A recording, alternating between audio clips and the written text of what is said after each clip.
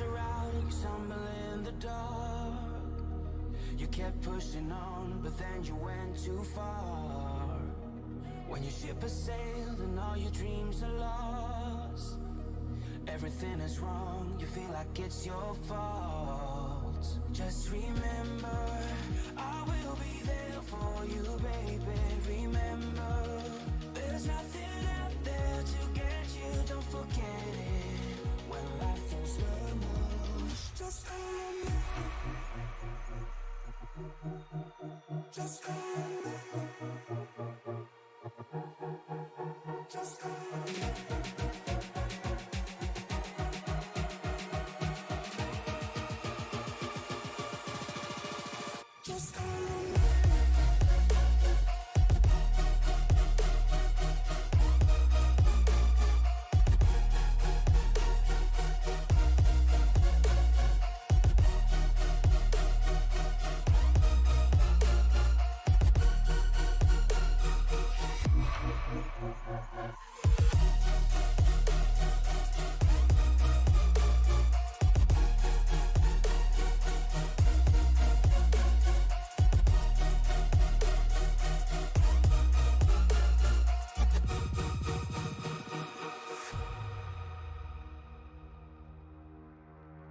You're stronger now than you ever been. You gotta leave now, it's time to catch the wind. You will climb up high and look through the clouds.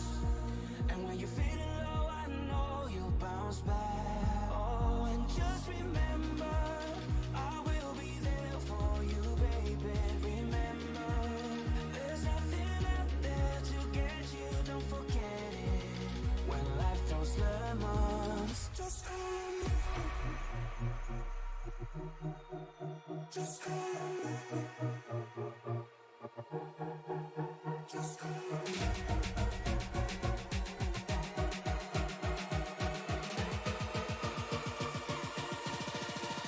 Just remember.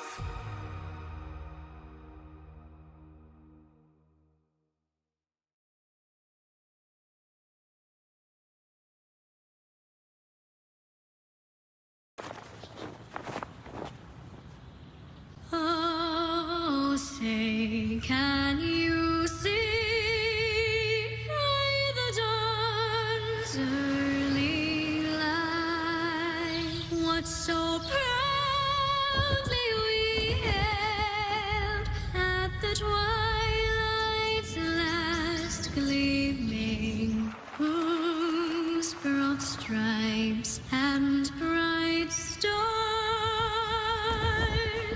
through the perilous fight o'er the ramparts we watched were so gallantly streaming, and the rockets red glare, the bombs bursting in air, gave proof through the night that our flag was still there.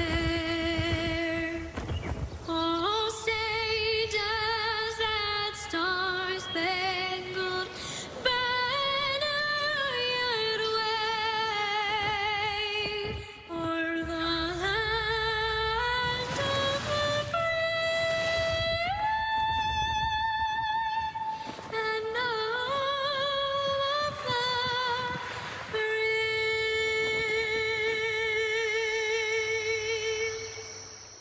Thank you, Raina, for singing that so beautifully. Now let's head to Pennsylvania with Pastor Zach Woods for today's invocation.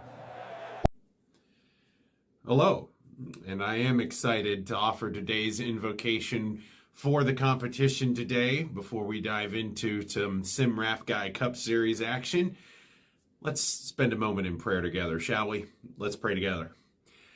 Almighty God, I thank you for the opportunity to pray over the competition tonight, to pray over those who are in the booth, to pray over those who pour into so much time and effort to make this Cup Series go around. Lord, I thank you that you have blessed the competition with the means to come together under their shared passion of racing and competition tonight.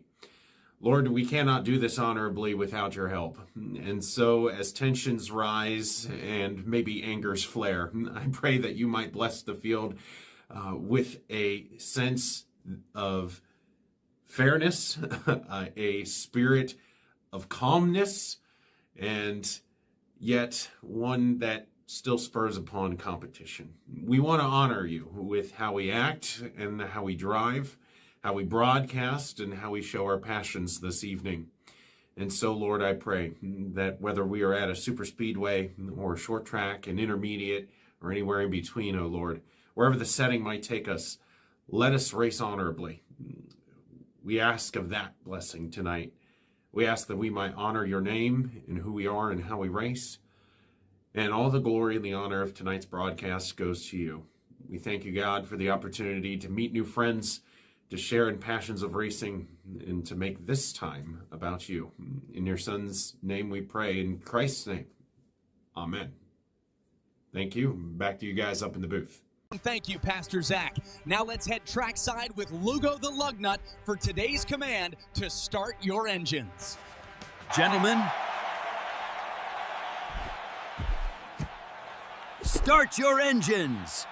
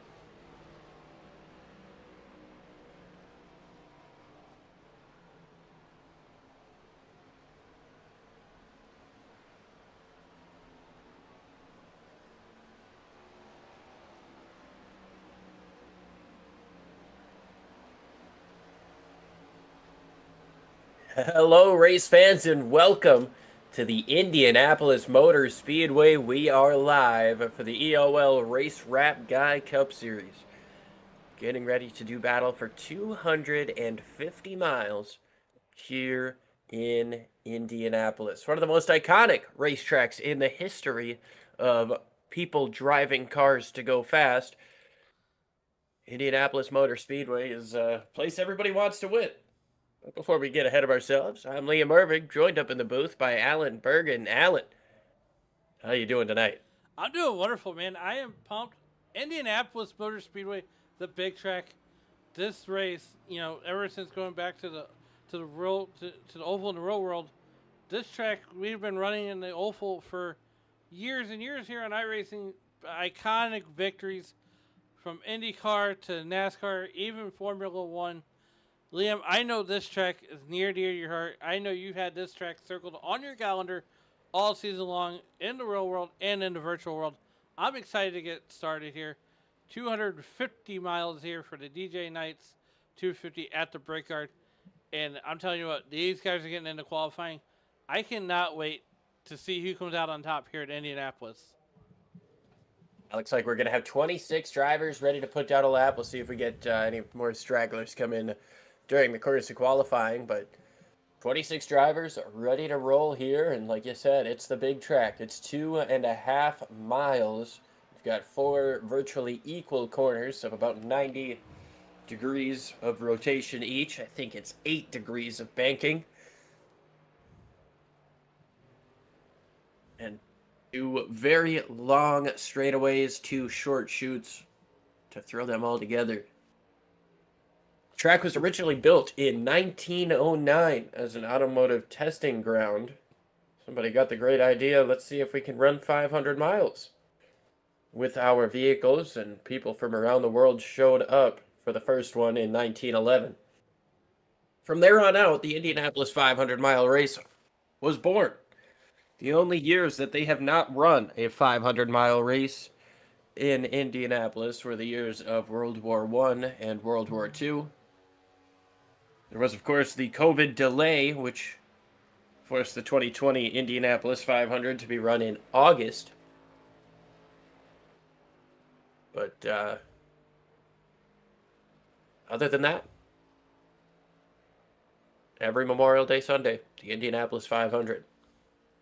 1994 saw the Brickyard 400. NASCAR showed up for the very first time, and that was a race that did not disappoint. Jeff Gordon won the inaugural. Things have changed since then. It's been about 30 years, but 32. Quick little history lesson there on the Speedway. And if you take a look, you see that white building. That is the museum, the Indianapolis Motor Speedway Museum. Definitely worth checking out if you find yourself in Indianapolis at any point, but especially for the month of May coming up. Yeah, awesome. Yeah, agreed. And Liam, also another little tidbit, my favorite thing, is the dirt track that they plopped right there at the entrance to Turn 3 for the BC 39, for the Brian Clausen Memorial Race that they have here every year. So they get the race. So even the dirt guys, if you're a dirt midget driver or a dirt sprint car driver, and I'm not talking wing sprint cars, I'm talking about actual sprint cars, they get the race here at IMS also. Yeah, it's a big track in terms of both size and in terms of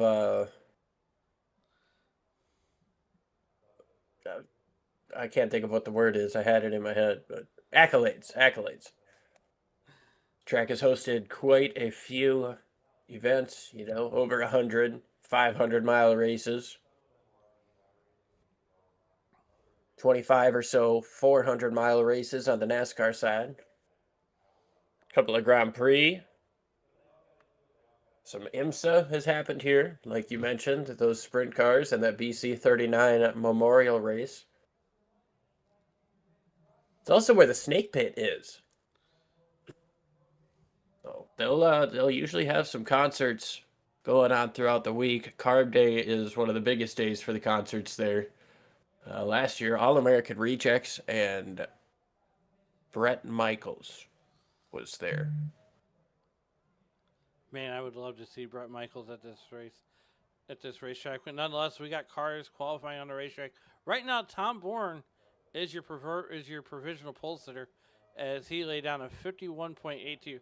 Now, Liam, these guys are going to be drafting down these corners, and they're going to be doing a whole lot of shifting here. What do you think is going to be the biggest key to the race here tonight? Well, you talk a lot. I mean, you talked about the draft there, and I think that's definitely going to help some of these guys down the straights, but you are going to notice that adverse effect as you go through the corners. It's going to be tough to chase behind somebody, and therefore it's going to be tough to set up passes, especially later on in the run. So I think the biggest thing here, Alan, is going to be track position. I think these guys are going to want to try to take advantage of it early and minimize the time on pit road. Expect an undercut, or people rather to pit earlier pit earlier in the window versus later, just to make sure that they're not caught out. most definitely. That's what they're gonna have to watch for. Is these guys are getting grit up. As we're gonna go ahead and show you that starting lineup, the EOL starting lineup coming your way. Liam, take it away. Yeah, Tom Bourne going to be on the pole. Joseph Grijalva in second place, followed by Noah Jackson and Brandon Cooper. Third row is going to be Brock Whitehead and Chris Otto in the 88, followed by Thad Teasley and Peyton Holland. Greg Wood Jr. and Jeff Kleinsma make up your top 10. Going to be followed by Matt Davies and Zach Woods. Charles Whitehead and Matt Medler in 13th and 14th, followed by Bill Hagan and Brett Bullard, making up row number 8. Charlie Childress and Caleb Collins in row number 9. Justin Hutchison and Dalton McKenney round out your top 20. Cameron Coster and CJ Papa, followed by Tyler Bentley and Mark Gonzalez. And we've got Tim Henderson and Adam Stewart rounding out the field of 26 here today. And it looks like all 26 are on the speedway. So no starting parks, or at least not yet. Nobody missed the grid. Well, that's a good thing is we got some guys spinning the tires on the start here. So I imagine they got a long time to catch up, so. Oh yeah, you got quite a ways to go. Yeah, my biggest takeaway from tonight, let's take a look at that weather while we got time here. It's going to be 79 degrees in the stands, 91 degrees on the track with the northeast wind at 4 miles an hour out of the northeast. Partly cloudy sky and 35% relative humidity. Liam, you and I are both from the Midwest. We know humidity plays a big factor in everything that we do in the summertime, but a Chamber of Commerce weather type of day.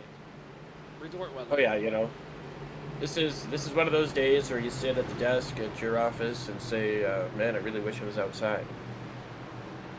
Doing anything but pushing numbers at the office or whatever people do at full-time jobs. I don't know. I don't exist. Nonetheless, Liam, we are getting ready to come to green for the first time tonight here at the Brickyard. So you're going to work their way out of the short street. Yeah, Alan, like you mentioned, this is a place that is very special to me and special to a lot of people. Everybody wants to win here, but I want to be here every May to watch them do it. So I have for the last 5, hoping to make it 6 this time around. But we're going to figure out who's going to win on the sim side of things. Pace cars making that hard left turn. We've got 250 miles at the most iconic circuit in all of racing. The flagman has the flag in hand and drops it. We're green here in Indianapolis.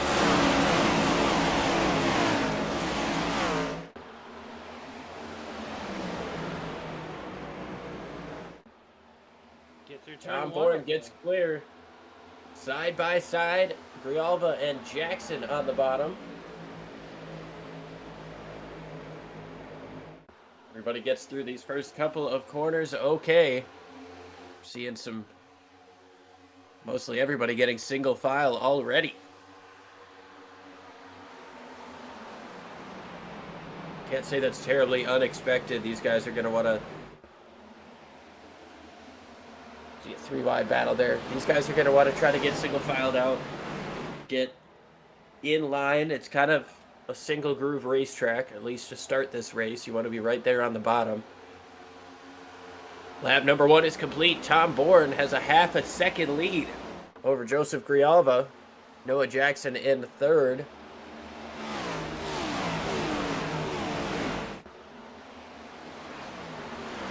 Yeah, Liam, you mentioned one thing right off the bat here. Getting single filed out. That's what's going to be the key. They got 98 laps left to go. That's going to be the key to getting there at the end.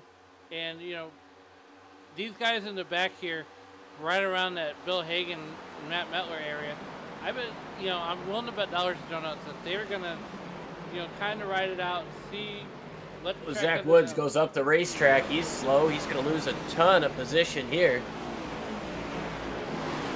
He's falling back to 14th after both Matt Metler and Charles Whitehead get around him. Looked like that was going to be set up worse, but that's what can happen if you overdrive these corners. I'm not sure if that's exactly what happened with the 60, but where he was on exit, it seemed like he slid up in the middle.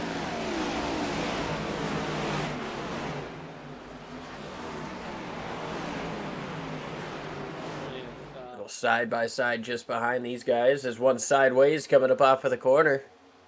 It looked to be Whiskey River machine of Caleb Collins. It's not Whiskey River, but... Oh, Zach Woods is going to get a bump up the racetrack. He gets sent by the 3 of Bill Hagan. To be able to continue forward. Doesn't lose that position, but what a save drifting through turn 3 at Indianapolis Motor Speedway. You don't see that, especially in this next-gen car. No, definitely not in the next-gen car. And, you know, they just did an update here this past week. So that's the other thing you see drivers are going to have to face is that update and added horsepower. You know, last season, they didn't have the 750 horsepower. They do this year.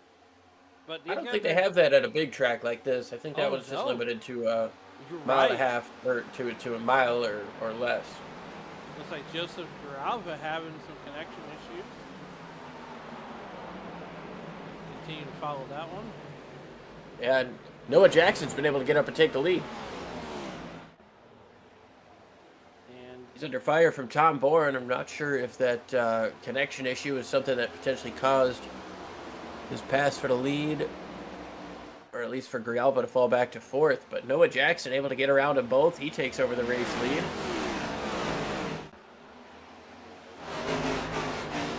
Tom Bourne led the first 3, and Noah Jackson's going to lead number 4. You know, and Noah Jackson has been one of those drivers that have been so dangerous once he gets out front. He knows how to manage this race. One driver I want to point out, too, who won at Watkins Glen, Mark Gonzalez, mired all the way back here in 15th. And it won't be long before we see him start to make moves and get the You mentioned his win at the Glen. Let's not forget what he did in Dover, lapping all but 2nd place. That's true. That was a straight butt kicking all the way around. So 2 weeks in a row, that 8 car's been in victory lane. And he's up to 15th. He's up 9 spots from where he started. Yeah, Mark Gonzalez. Oh, one up in the wall there in turns 1 and 2. That's Brett Bullard. Hefty damage to the right side of that machine. It looks like he's going to be able to get it out of the way. I don't think we'll see a caution flag for that. No, absolutely not. He might could have just alt F4 it. I'm not sure. Oh, man. I love it. Noah Jackson gets out to about a 3/4 second lead. Chris Otto moves into 2nd place over Tom Bourne, who's now under fire once again from Joseph Grijalva. Top 4, a little bit of separation back from 5th place Brock Whitehead. Brandon Cooper just behind him. Grijalva going to run just a little bit wider than Bourne here, try to cut down a later apex. Try to get that run coming up off of the corner.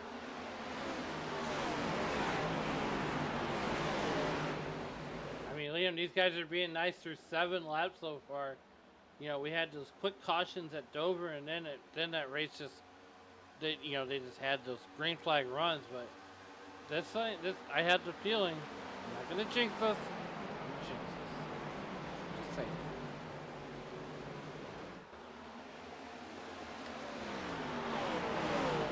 It's definitely been a clean start here. Jackson still out to about a 7/10 of a second lead, but that time by Chris Otto looks to be at least a couple of 100ths quicker. Last time by, he was a 10th quicker.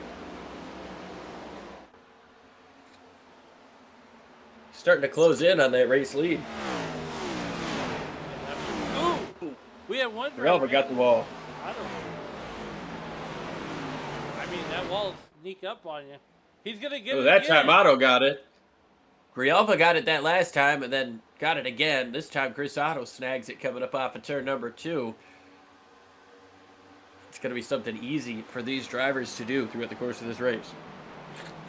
Grijalva, once again with the connection issues, continues to blink. He's got to alert the drivers all around him and let them know that where he's at all times. Brock Whitehead right back there in 5th, right where he started at. As these guys are all but single filed out, and here comes a caution. Oh, caution out on the speedway. I believe Tim Henderson in the 21 has gone around.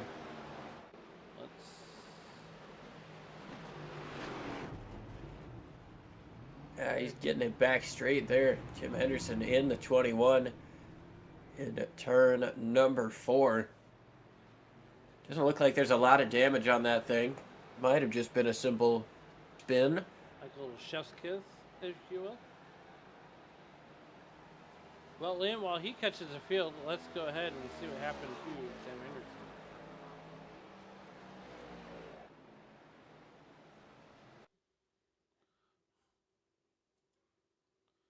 All right, so yeah, you're going to see coming up off of turn number 3, there's contact with the 24 of Charlie Childress, gets him turned sideways, and that ensuing kind of tap got the 21 sideways. Childress gets contact with the outside wall, and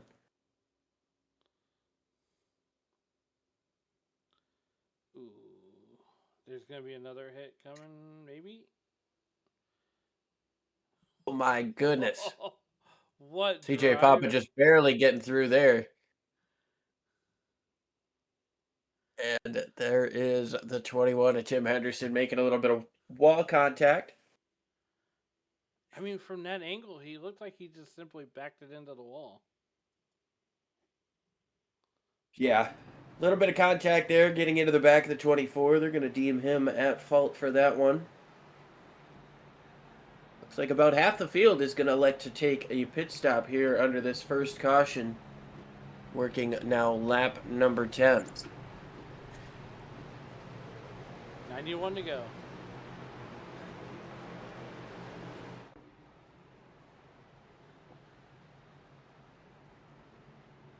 Lap number 10.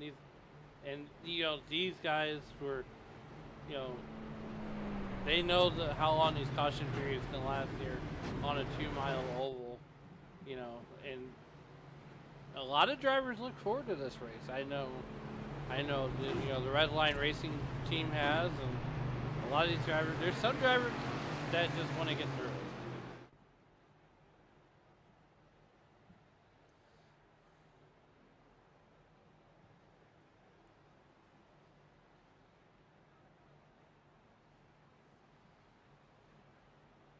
So Liam, when you go to Indianapolis, where does Liam Irving sit in the stands at?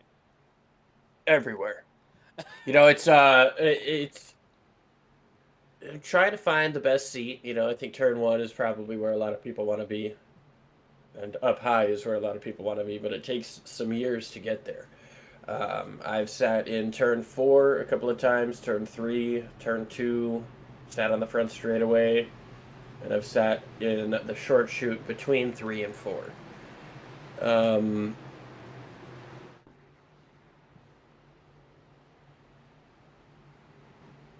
I don't know, man. There's not really a bad seat in the house.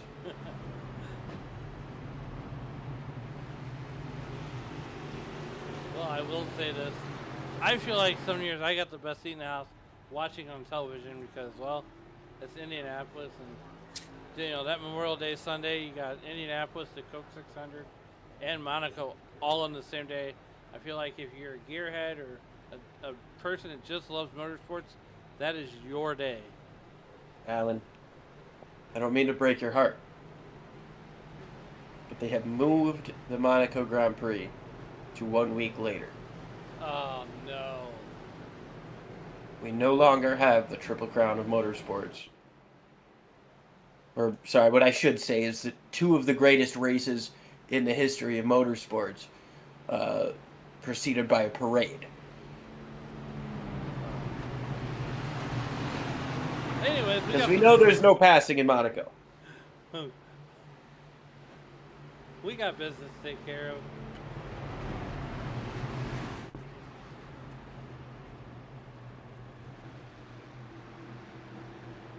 "90 laps to go." Liam, we're getting ready to come back to green flag racing here in just a short little bit.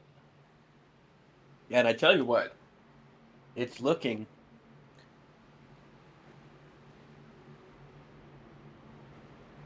Oh, wait, never mind. I was going to say, it's looking like Tim Henderson lost a lap being the cause of that caution. Not sure if that was the penalty or... It might have been. But they did Yes, yes it was.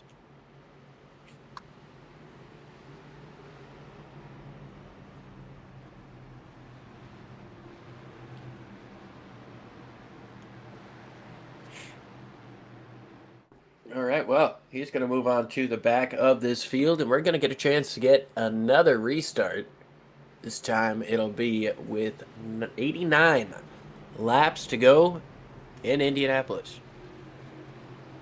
Still more than 200 miles left in this one.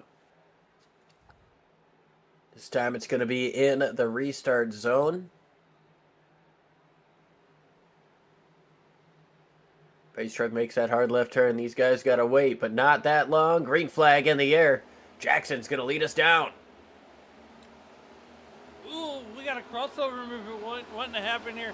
Chris Otto trying to get to the inside. Noah Jackson's going to stay right there and get the whole shot. So Tom Bourne slid up. Tom Bourne slid up just a hair, had to check up, and that allows Whitehead the chance to look up to his outside. Bourne also sliding up once again, trying to stay side by side with that 22. Grijalva blinks out for a moment there. Not quite able to stay there as Peyton Holland now gets a huge push. Getting into turn 3, trying to take away. Oh, he slides up the racetrack. He's going to put the 54 up into the wall. There's more contact there. Kleinsma gets a hip check. A little bit more contact there into 3 and 4. That's Matt Davies in there as well. Not Kleinsma, apologies, but they're 3 wide. And around goes the 67 of Wood down the front stretch. Up the track goes the 15 of Kleinsma back down in front of the field, and we've got a big one. We got a parking lot, my friend. 72 caught up in that as well. That's Caleb Collins. That was indeed Jeff Kleinsma that I saw earlier getting that hip check. Matt Mettler, I believe, got a piece of it too. Adam Stewart. I mean, you know, this season, Kleinsma couldn't buy better. Yeah, you wouldn't really want to purchase bad luck. Well, heavy damage all over that 15. Let's try to get another look at this thing. Here we go. It's already kind of started there. Let's go to...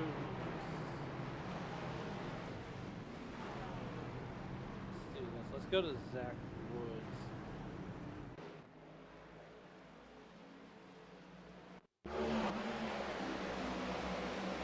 Greg Wood. Greg Wood.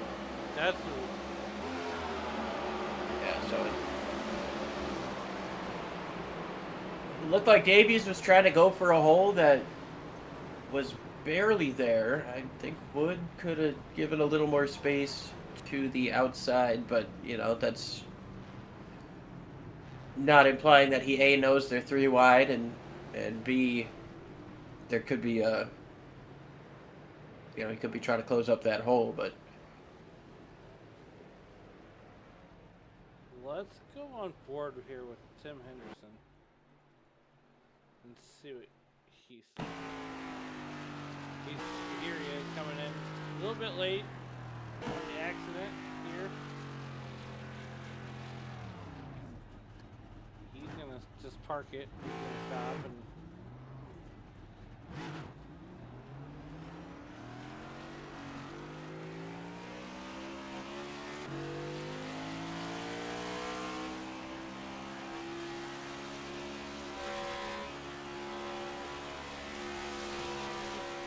Quick caution here, the second one of the day.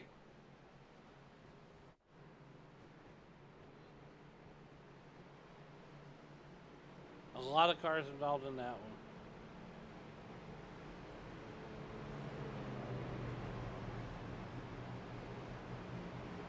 And that's going to put Matt Mettler up to 8th right now. Matt Mettler there in the 59 or 51 car.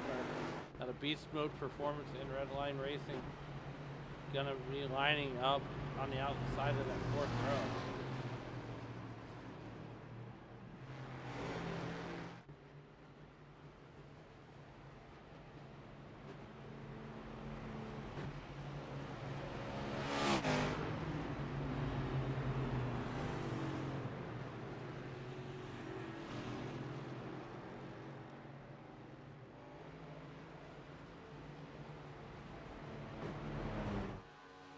We got some different camera views for you guys tonight. I hope you all like them. Let us know in the comments what you think. And Liam, I hope you're having fun with the camera views that we're showing tonight.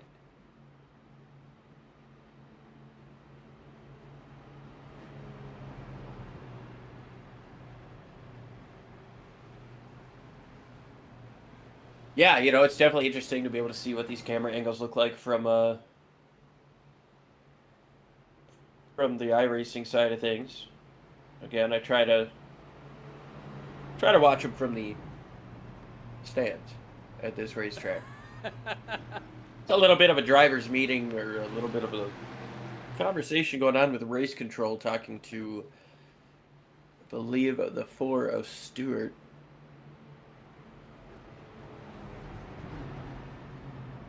Yeah, Adam Stewart's right now being shown in 9th position, and there he is in that 4 car.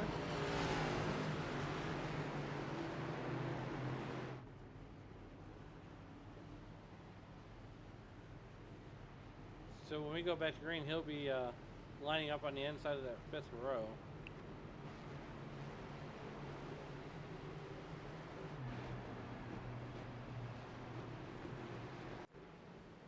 Now, Liam, I really want to advocate this.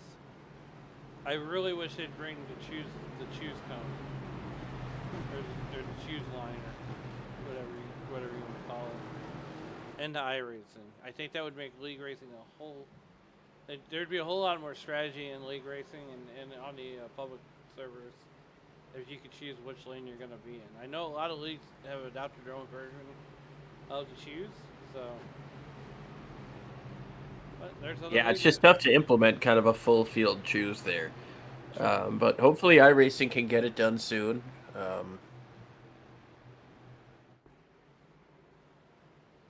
I don't know what they've been working on. They just dropped a big update, though. So we've got some new stuff coming our way. The Cup car update, of course. If you are a Dodge Ram fan, or a Ram fan, or any Mopar fan, it is Christmas for you because they dropped the Dodge Ram.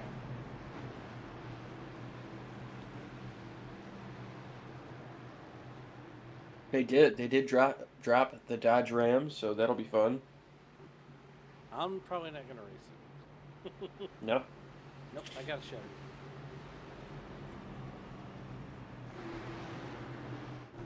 Fair enough.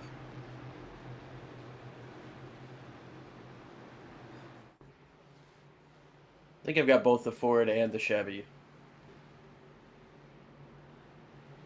I like the paint scheme I have better for the Ford, but Chevy's got its uses, especially around Halloween time.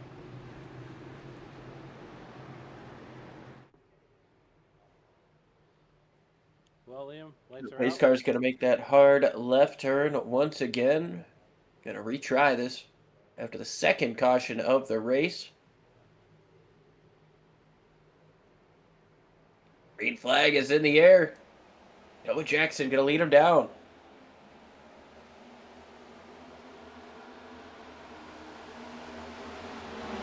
Side by side for second. Grijalva gets down to the inside of Otto. Otto gets a little bit loose, but he seems to have the momentum up on the outside. Goes through turn 2 very wide. He's going to be able to get clear for second place. Does he have the momentum to start chasing down your leader? So you see some double wide action down the back straightaway. That's Hagen on the inside. Looks like he's getting kind of shuffled out.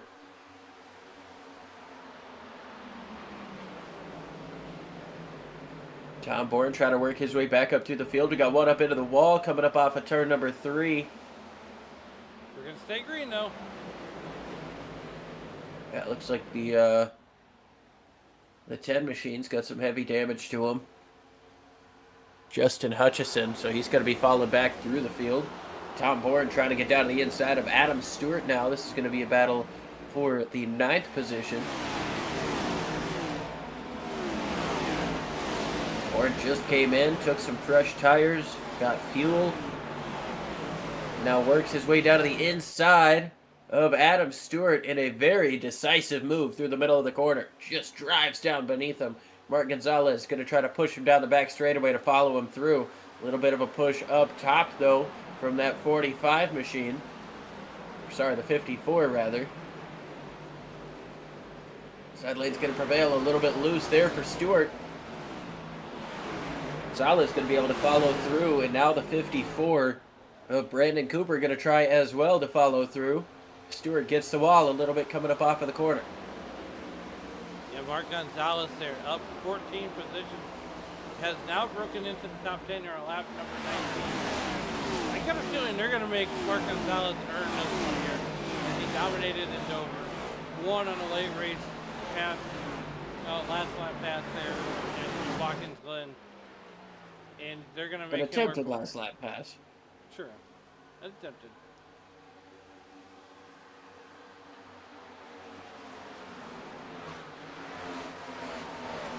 Gonzalez up into the top 10, trying to chase with Tom Bourne.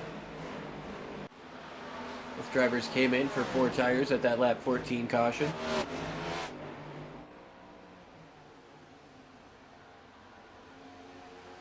Noah Jackson continues to lead over Otto, Grijalvo, Whitehead, Holland. Sorry, Peyton Holland there in 5th place.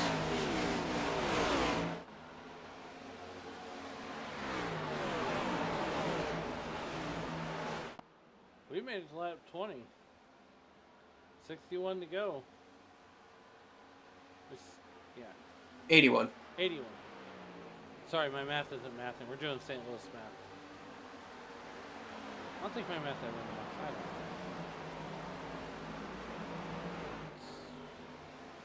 Noah Jackson's gas pedal is doing what it needs to do as he holds out of the race lead. He's got about half a second right now, but Chris Otto trying to close in. Grijalva tags the wall just a little bit. We're going to see a little bit of that coming up on the exit of turn number 4. These guys are going to be trying to get everything they can out of their race cars, use up all that racetrack. Might see some guys get a tank slapper or 2. You know, here's the thing, Liam. These guys, you know, I gotta know. Does that inside berm really help you get the car turned? If you're, whoa, we got we got spin. That's CJ Papa. He's gonna park it there. No caution yet. He's gonna try to get it going. There's the caution. Caution is out for the 3rd time today. We saw it happen live there. Papa got loose coming up off a turn at number 2. Gets it down to the bottom, but no grip down there. It spins back up. Good job to keep it out of the way of everybody with 80 laps to go. You know, just great driving, great track awareness on CJ Papa there.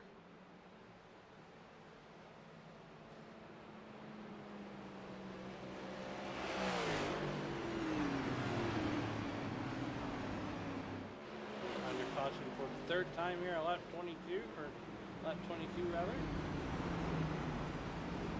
Want to thank everybody for watching here tonight. Got some drivers. We got some Peyton Holland fans in the chat.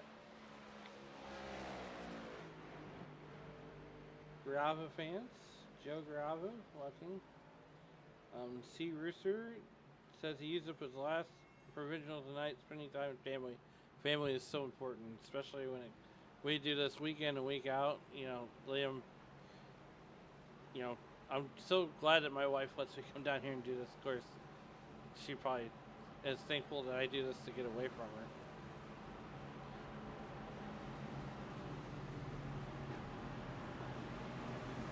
Well, yeah, family's why we do this. Definitely allows us the opportunity to do this, and tell you what, man, if I had a newborn too, I wouldn't want to be sitting at the computer.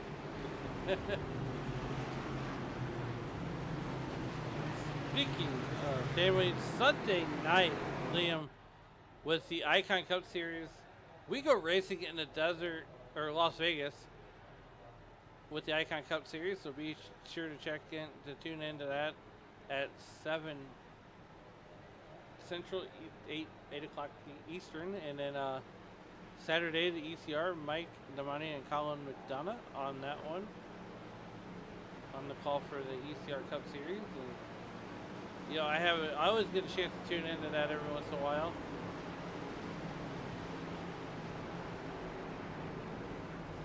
Yeah, they do great work there. So now we're going to see the race leaders come into the pits. Most everybody comes down this time.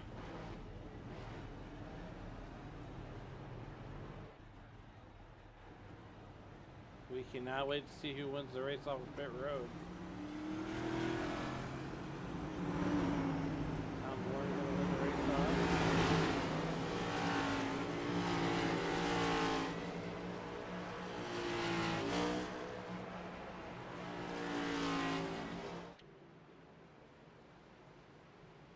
Then you got to stay on that access road. Come all the way around to the back straightaway. So it would be an off-track incident if you, or penalty, if you, in that short shoot, get on that short shoot there. It's clearly defined in iRacing. Yeah, the last thing you want to do is get yourself a penalty on a pit stop here, especially under caution. Start you at the tail end of the lead lap here, or tail end of the longest line, rather. If we do come down to green flag pit stops, this is a track that's big enough as to where you should be able to complete a pit stop without going down a lap if you're close enough to the race leader. Yeah, I equate that with Pocono. Also, Pocono is one of those tracks where you can do that. Also, complete that pit stop and get back out on the track without losing a lap.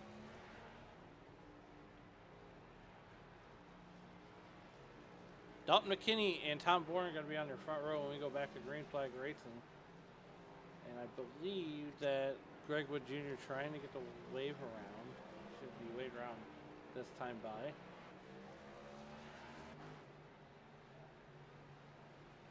And he does. So Dalton McKinney going to line up behind the pace car. Tom Bourne took fuel only on that last pit stop to get up into the front row. Now, Liam, are they trying to get to lap 25 or lap 50 before they get to that the 4-tire stop? Your guess is as good as mine. All right. I hate to, not have an answer there, but yeah, I mean, these guys are running 75% fuel compared to what the Cup guys are normally used to. That doesn't really allow for a super long run. I'm not sure how much wear we're going to see in these tires, but they do get 5 extra sets in the pits. So they could theoretically come in every 15 or 20 laps, get a new set of tires, and still be good.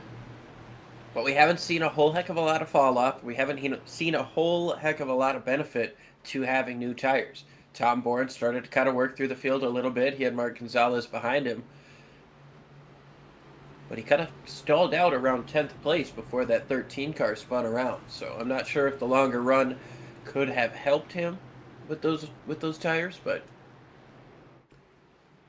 for right now, it's early on. We've seen a couple of cautions, and we've seen a couple of split strategies. We just don't know where the cream is going to rise from. So we know it's going to the top. It's just a matter of where is it settled for right now.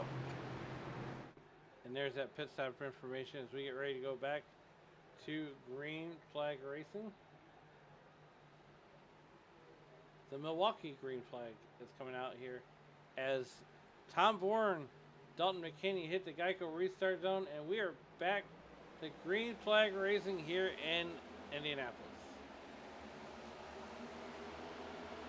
Great restart there from Dalton McKinney. He's going to be able to get a couple of car lengths over Bourne. Bourne comes down in front of Teasley, who's now got Matt Metler looking to his outside. Some 3-wide action getting into turn number 2. On the bottom is Otto. On the top is Woods. Stuck in the middle there is 72, Caleb Collins.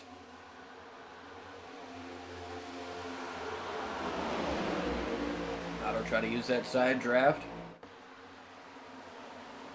Pass for the lead. Tom Bourne going to take it over. Metler really trying to find a way around that 88, or rather that 33 of Teasley, as he seems to be having some sort of connection issues there. He moves down to the bottom of the racetrack.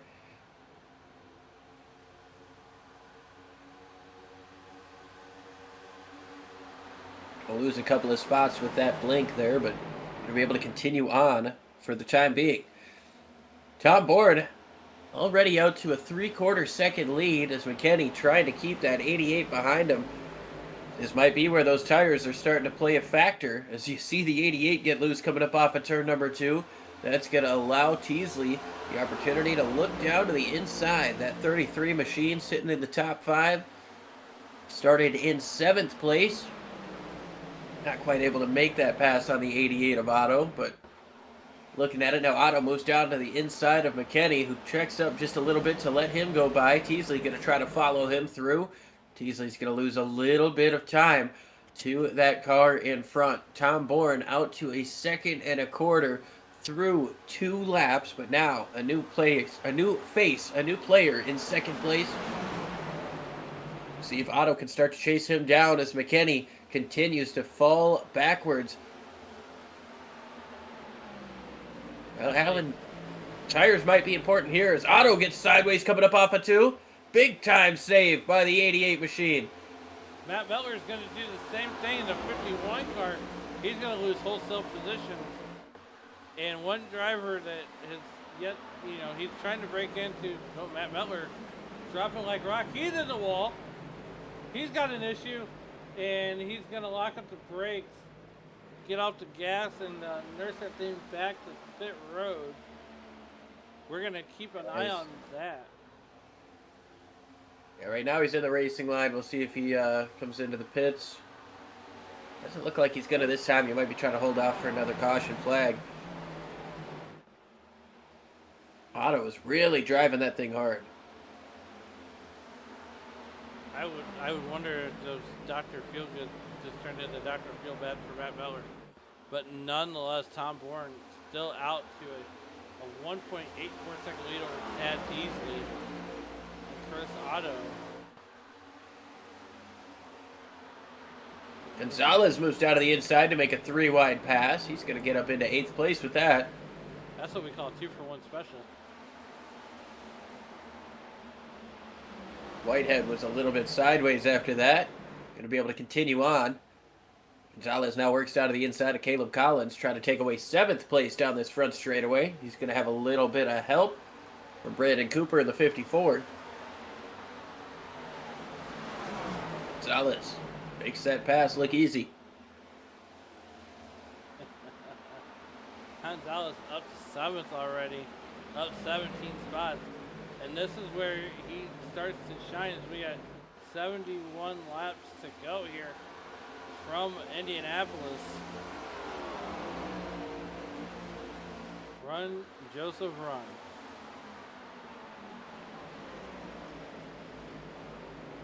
Otto still trying to get around for 2nd place. Looks down to the inside. Is he going to have enough room to make that move?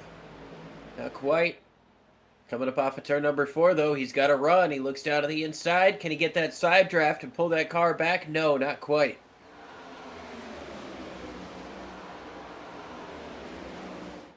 Just your average Teej jumping up saying, let's go 88. Well, he's trying to make this pass for 2nd. Noah Jackson's closing in. Yeah, it seems like a 3-horse battle for that 2nd position as Noah Jackson's throwing his name in the ring. Meanwhile, Tom Bourne is driving away in that number 16 car. He has put the afterburners on. He's out. That interval has not changed whatsoever.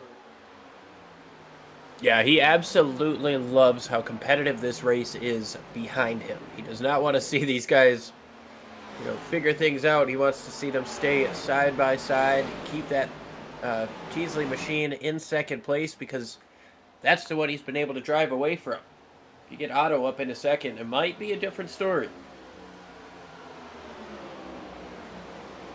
Well, just as you say that, Tad Teasley and Chris Otto start to pull away a little bit from Noah Jackson in that 87 car. Here comes Otto down to the inside. A little bit of a wall tap for Teasley.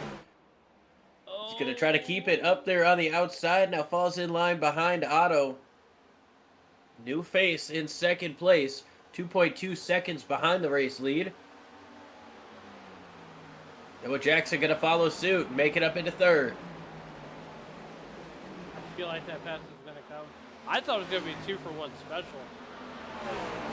Noah Jackson falls in behind Chris Otto, and that's where Noah Jackson started at, was that third position. But here comes Mark Gonzalez getting ready to break into the top 5 as he's running down that 22 car. Looks like second, third, fourth, and fifth have all closed together once again. Tom Bourne loving this as he continues to drive away. Gonzalez has a little bit of help from Zach Woods just behind him. A little bit loose there for Grijalva coming up off of turn number 2. A mini Indy snake down the back straightaway. Yeah, you're not going to see as much in this particular race, but you might see it a little bit more in our special event, Indianapolis 500, that we will be hosting in May on Sim Racing Media. Hoping to get all of our leagues involved in some way, shape, or form, whether it's driving or talking or whatever. Comes Grijalva looking to the inside of Teasley. Not quite enough of a run to make it happen this time, but he's running about half a lane lower, trying to get the air to the front of that car. Just a slight tag, but it's enough to squander away his entry into the next corner.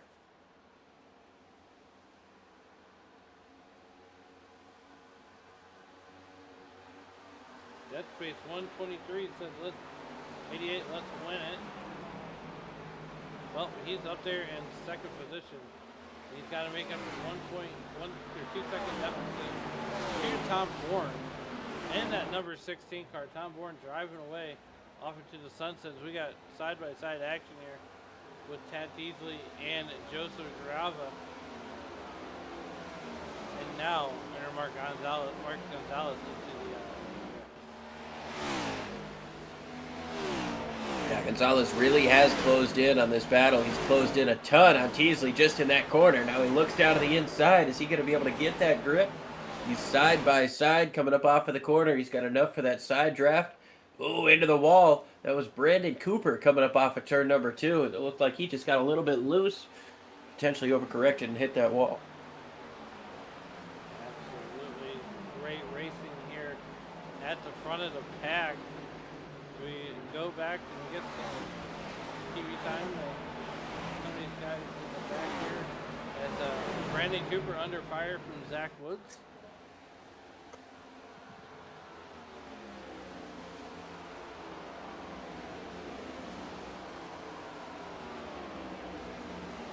I believe he just got around Zach, but that wall pop might have hurt him a little bit.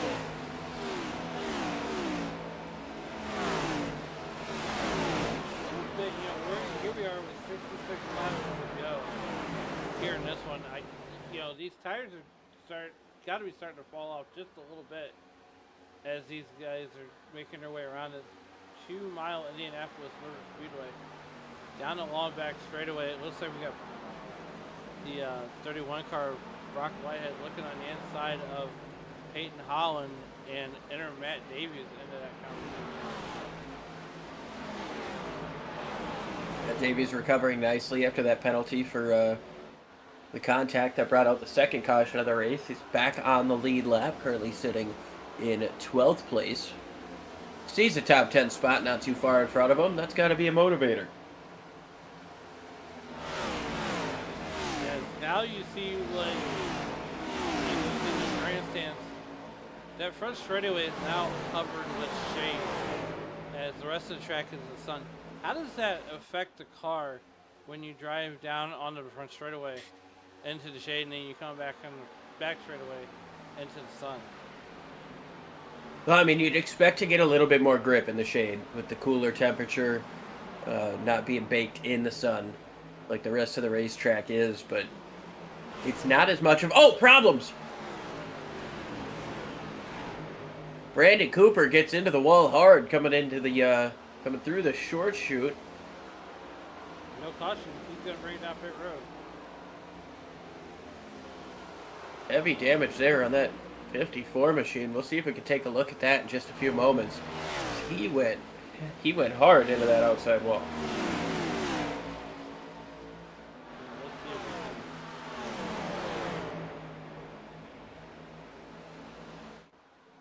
see if we can bring up the replay real quick on how this happened.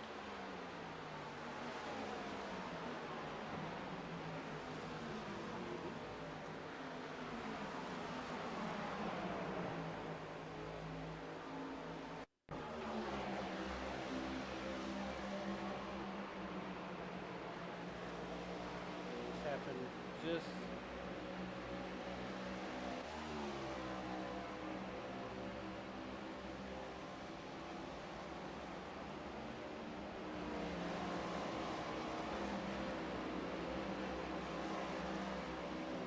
live picture.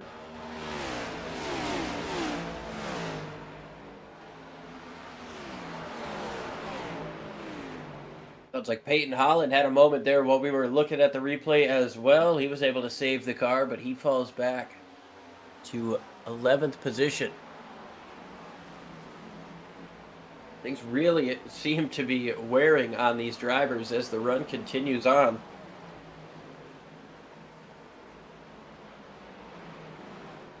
But definitely these tires are starting to feel the effect of these tires. Liam, we're going to go ahead and take a ride on board with Chris Otto. Let Chris Otto take us for a ride around the speedway here. And I tell you what, the leader right now, Tom Bourne, he is currently one of the slower. He last time around was the slowest driver in the top 5. He ran a 52.73. 52.67 behind him, Noah Jackson in third with 52.50, and 52.41s for Gonzalez and Grijalva. See what the lap times look like this time around.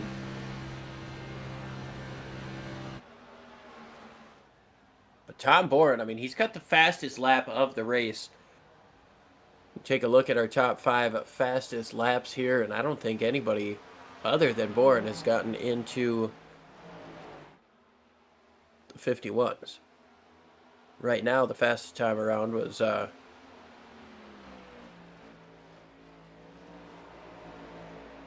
looking at fastest 5 for 5 now. But Grijalva's been quick over the last 5 laps.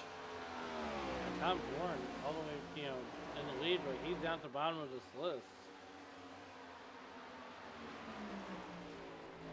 If we look at the fastest laps of the race, I think we'll see Tom Bourne is the only one who's gotten into the 51-second range. Noah Jackson has as well, actually, 51.93, but then it's a 10.5 to Joseph Grijalva. So you know those guys are going to be quick. But are they going to be too quick at the start of this run, and is it going to hurt them at the end of these runs? Yeah, Tom Bourne is just, he's about a second and a half. There's the eyeball test back for Chris Otto. So Chris Otto in that number 88 car, second and a half deficit back to behind Tom Bourne. And, on a racetrack, that's a lot. You wouldn't think that'd be a lot on the highway. But usually the second and a half is about a good safe driving distance if you're on the interstate.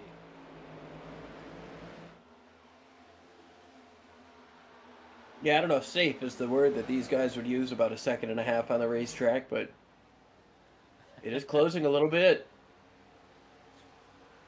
I mean, I would use the word safe, but that's just me.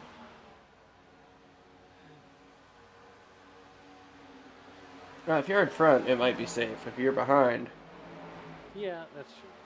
That's true. I could stand to close it a little more. You know, if I get pulled over, I just tell I'm not drafting. I'm not tailgating. I'm drafting.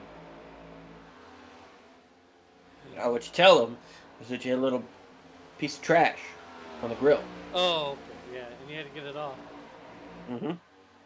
Tim Henderson is down pit road with a black flag. I'm kind of curious on what that was for. I guess he's going to park it right there in his pit stall.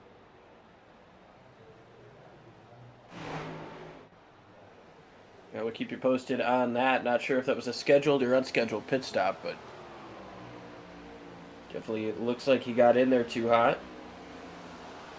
Ooh, that could be a 40-second hold. That's speeding. Well, Liam, we are at lap 43. We're going to go ahead and step aside and face the hills here on Some Racing Media. We'll be right back after this. Premier Racing Setups is the longest running setup shop on iRacing. Our monthly subscription options start as low as $20 a month. We offer setups for dirt oval, asphalt oval, and road racing, covering a wide range of cars and skill levels. Built and tested by top-tier sim racers, this isn't just a business, it's a community of competitive drivers. If you want to better your iRacing experience, head over to PremierRacingSetups.com today. And remember, if you don't get one, you're going to chase one.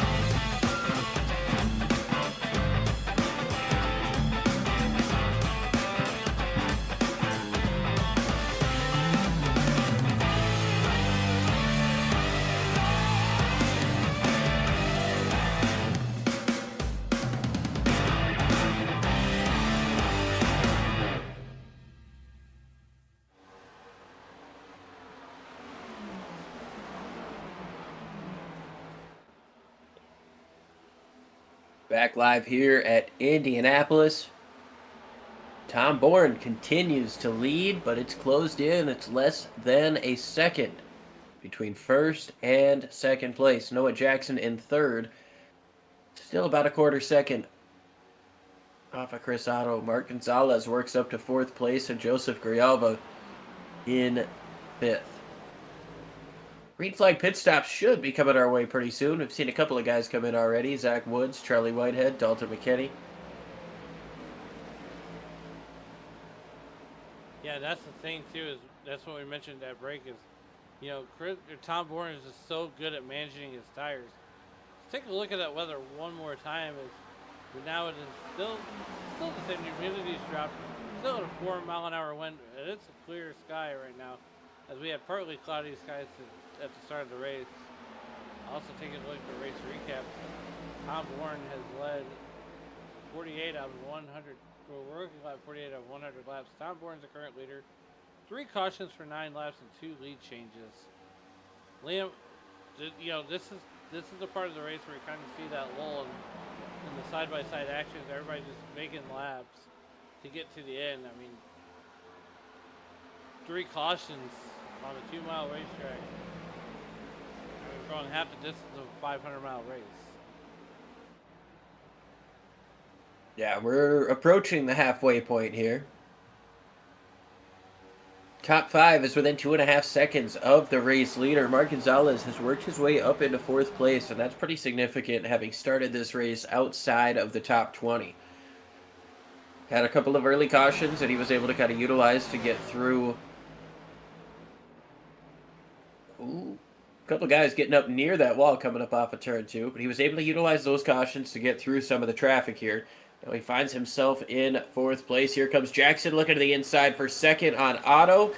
Look like Otto's going to be able to defend much. Jackson slides up the racetrack just a little bit, and that's going to slow them both down. Gonzalez going to look down to the inside in turns 4 to try to get around Otto as well. He's going to complete that pass, and I think Otto's coming down into the pits along with the race leader, Tom Bourne. So Noah Jackson takes over the race lead. Mark Gonzalez moves up into second. Tom Bourne pits from the lead. Chris Otto pits from... he was in third. He was in third, indeed. That's about when we thought these guys were going to start taking tires. Tom Bourne figures, well, that's a good tire run. I think I'll come in with 51 to go. As right now, Noah Jackson continues to lead this piece with Mark Gonzalez. Now, if you're Joseph Grijalva, you just notice the first 2 guys come in. I would think he's going to come in whenever Gonzalez and Jackson come in. Yeah, if I'm him, I'm coming in this time, whether those 2 in front of me do or don't. I think I'm going to lose a little bit of time with those guys who undercut me, but I can still gain the time on these guys. And yeah, Gonzalez is the one of those 3 who elects to come in.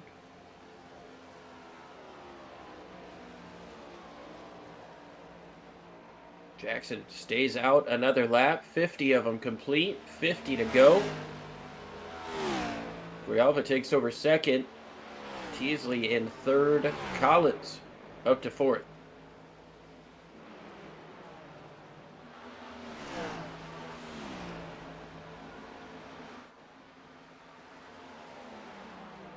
And like you said, you can complete a pit stop without getting a lap down, as Hutchinson has a meatball flag. Yeah, that thing's had some damage to it for a while. He might have blown a tire. Past his pit box there. Here comes your race leader, Noah Jackson, and Joseph Grijalva also coming in. Grijalva had a tire lockup. We'll see if that manifests into a penalty. So far, so good. Teasley takes over the lead now. Whitehead, Davies, and Holland still yet to make a pit stop. And I'm not surprised to see the pit stops happening here. Green flag pit stops at the halfway point. It kind of called it, really. The tires, top it off with fuel, get yourself to halfway. The tires will still be good once you get to halfway. Now you're going to go in, get tires again, get tires and try to make it the last for 2 laps.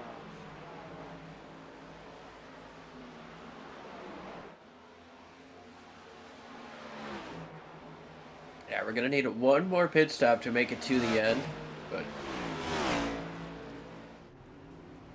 Teasley's going to come in now. Davies comes in as well. Holland's going to stay out along with Whitehead.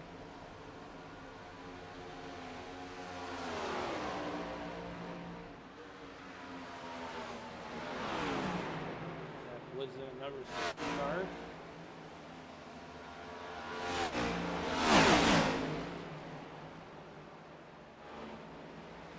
Looks like Woods trying to get his lap back the hard way. It looks like, yeah, Gonzalez had a 28-second pit stop there, so I'm not sure if he had some damage to repair or what happened. Maybe he was potentially too fast on entry, but extra time in the pits, and that's going to cost him dearly when it comes to winning this race. If he doesn't see another caution flag, he's going to have to overcome 15 seconds. So now you see Whitehead and Holland come into pit. Tom Bourne is going to eventually cycle back around to the race lead. He's got a long way to go, though. Yeah, he's got a long way to go down the back straightaway. And he's got Chris Otto right behind him. It's only a 1 second lead from Tom Bourne back to Chris Otto. So this is going to be effectively a lead.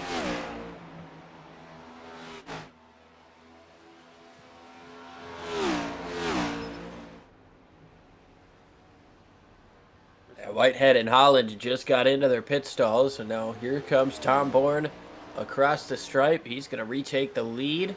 Chris Otto gets up into second. Noah Jackson into third. Grijalva back up to fourth.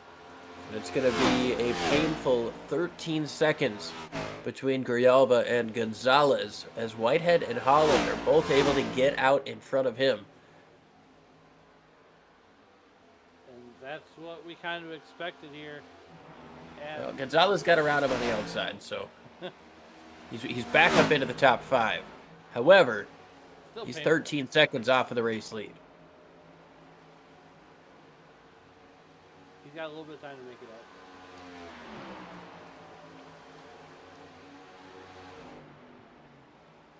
Don't forget,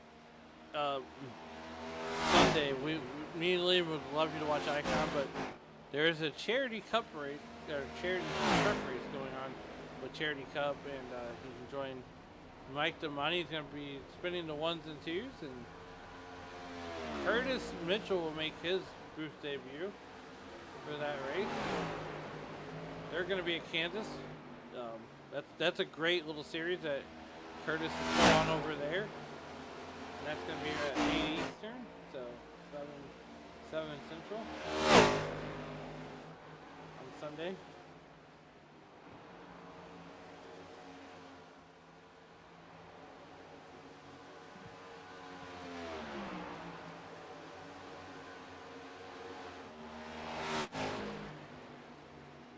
Tom Bourne back in the race lead over Chris Otto, Noah Jackson, Joseph Grijalva, and there was Mark Gonzalez.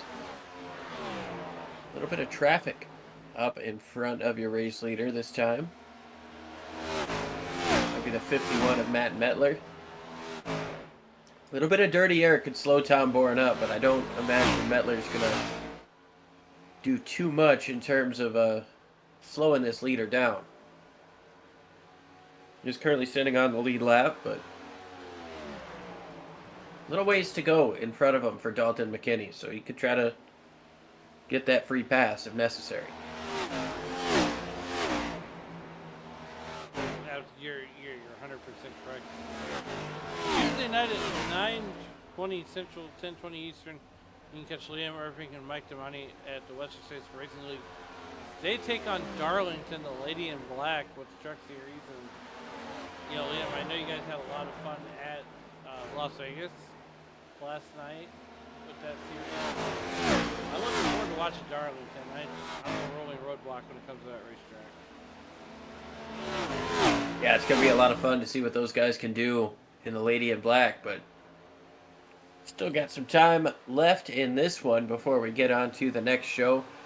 Going to be 44 laps to go this time around, and now this is where that dirty air for Tom Bourne could really start affecting him. Metler just in front. Bourne able to get about half a lane down, keep some clean air on the front end of that. It's going to allow him to get a nice draft down the front straightaway, move down to the inside, and should make pretty easy work of Matt Metler here getting into turn 1. Matt Metler going to pull to the side and drop in right behind him. So that would make Matt Metler now the lucky dog position right now.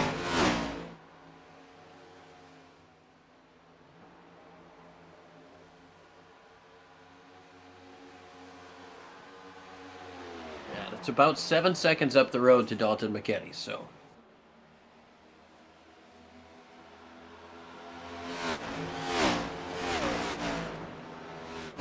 Got a little bit of time to hope for that caution flag Charlie Whitehead there. Yeah, I mean, at this point I'd be hoping for caution too, but here goes Tom Boring right around Charlie Whitehead, and this is one of those tracks where, you know, I usually say at a short track it's not a matter if you get left. Oh, into the wall. Second place. Chris Otto, he's really not gonna be happy about that. And he's in the wall again. Oh man. He's got his teammate right behind him, and Matt Metler, but Charlie Whitehead up in front of him in the number 40 car. He's going to go low, and that's got to be so frustrating when you're trying to get around that lap car. Charlie Whitehead into the wall. Yeah, we've got to hope that there's not a lot of damage, if any, to that 88 machine, because that can knock a toe link out if you hit the wall, even if it's not too hard, if you hit it at the wrong angle. Well, now Noah Jackson has to contend with Matt Metler and Charlie Whitehead, as he's going to try to get it with these guys. I think, you know,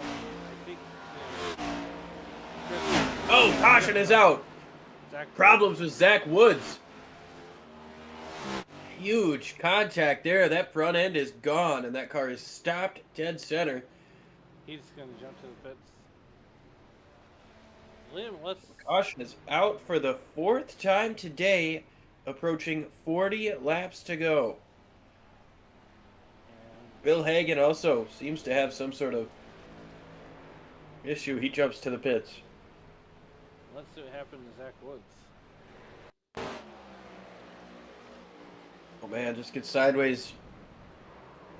Coming up off a 3, head on into the outside wall. Oh man. I believe we found out what happened to Bill Hagan. Yeah, dude, he tried to get around that 60 car.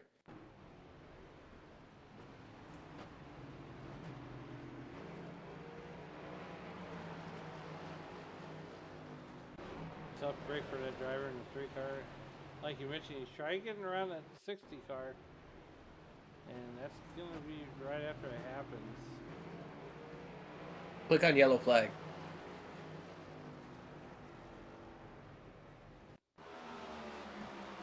That makes sense.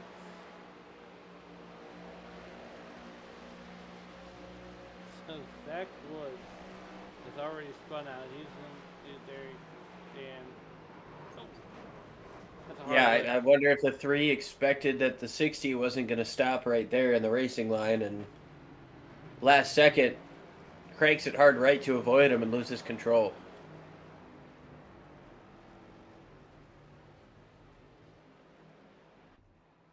Back out to the live picture.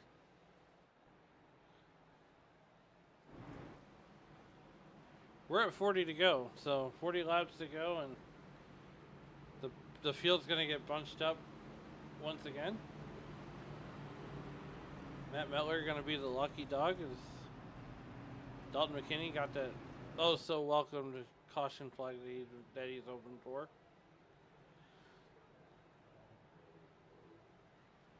Liam, are we seeing the pit that could get these guys to the end? I don't think so. Wholesale pit stops going on right now from first all the way to 13th. We are receiving word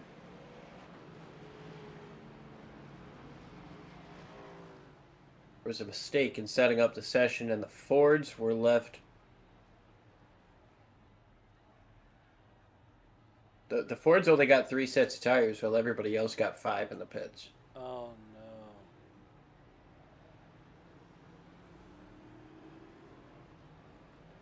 So Joseph Grijalva, Adam Stewart, CJ Papa, Cameron Coster, and Zach Woods.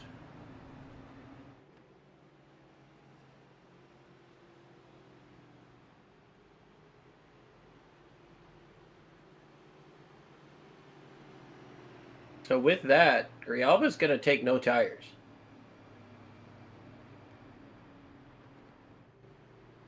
Yeah, so he's a set short then. Oh, he's going to be saving his last set, but they're doing a little bit conversing right here, so I'm going to see what I can try to eavesdrop on.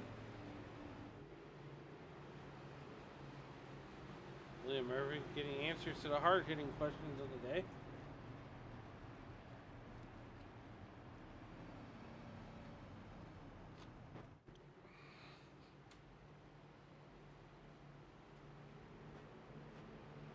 Joseph Grijalva out to the lead here. We got a new player at the front, Chris Otto. Going to be lining up to the outside.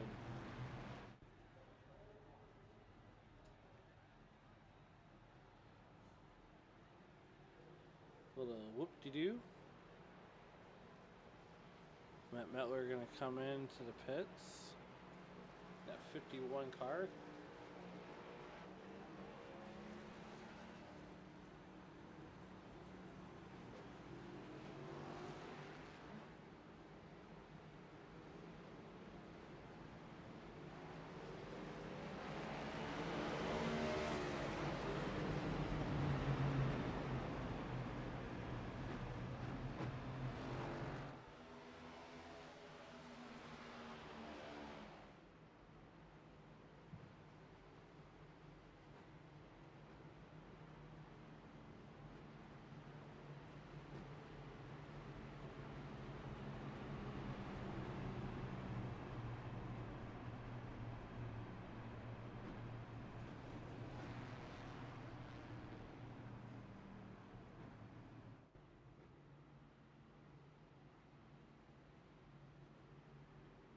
Lights are still on the iRacing.com pace car. When we go back to Green Flag Racing, this is going to be Grijalva and Otto on the front row.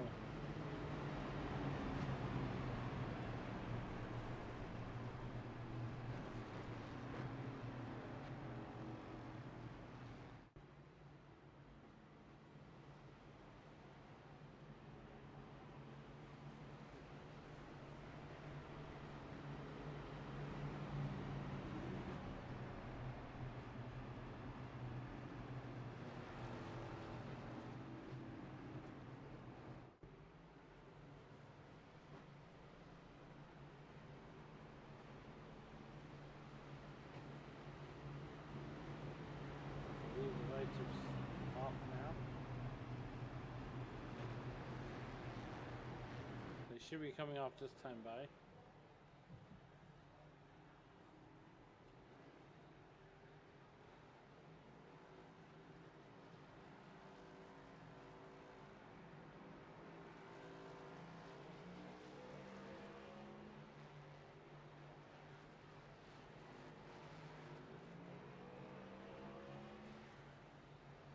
Now they're turned off. The lights around the speedway and the iRacing.com pace car have been extinguished, and they're going to come right back on.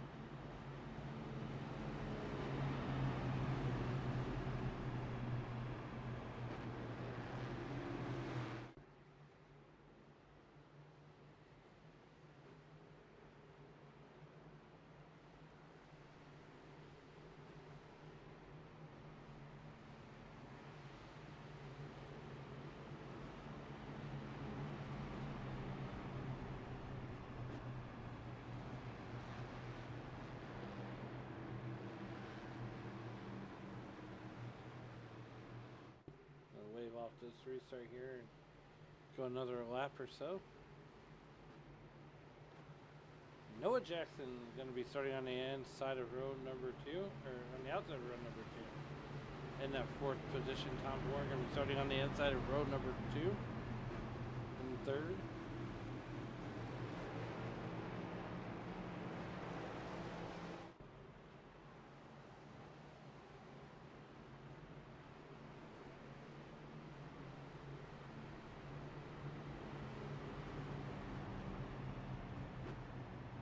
Getting the one to go soon as it's time back.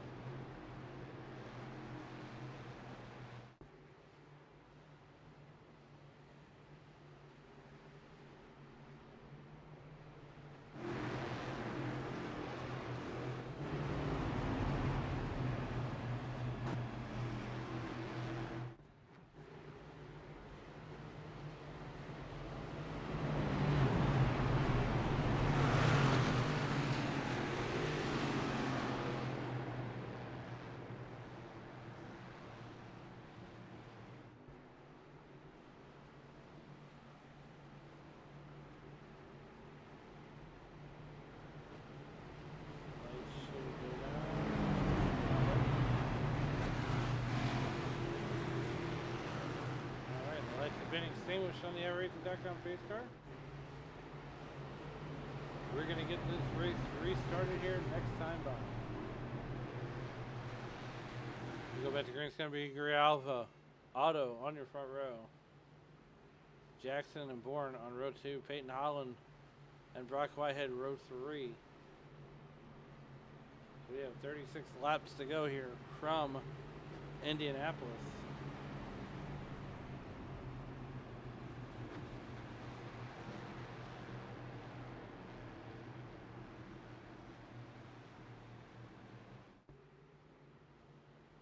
Down the back straightaway one more time. Yeah, so I mean, it seems like they're just going to run this through as initially scheduled. They were thinking about trying to do a competition caution or something along those lines to try to figure out a way to make it more fair to the Fords. But at this stage in the game, it's just kind of a, you know, made our bed.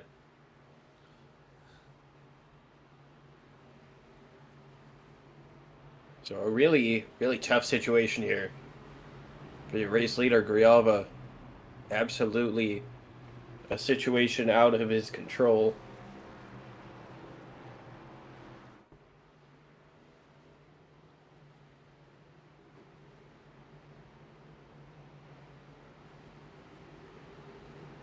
He's going to restart in the lead.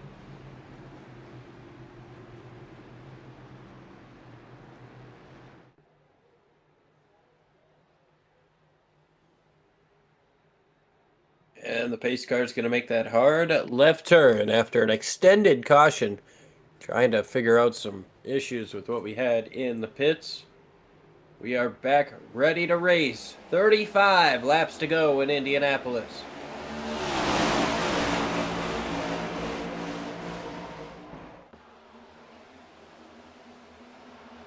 Grijalva gets the whole time. He's coming into turn number 2 with the lead. Chris Otto, his teammate, right behind him. And it's going to be Noah Jackson and Tom Bourne side by side coming down the back straightaway. Mark Gonzalez moves down. He's trying to take a pass on Peyton Holland. He's got Whitehead just in front of him. Does he try to move down to the inside of him as well? Not quite able to make that move. Chris Otto up into second place. Noah Jackson under fire from Tom Bourne in third. Jackson got the wall a little bit. So did Peyton Holland.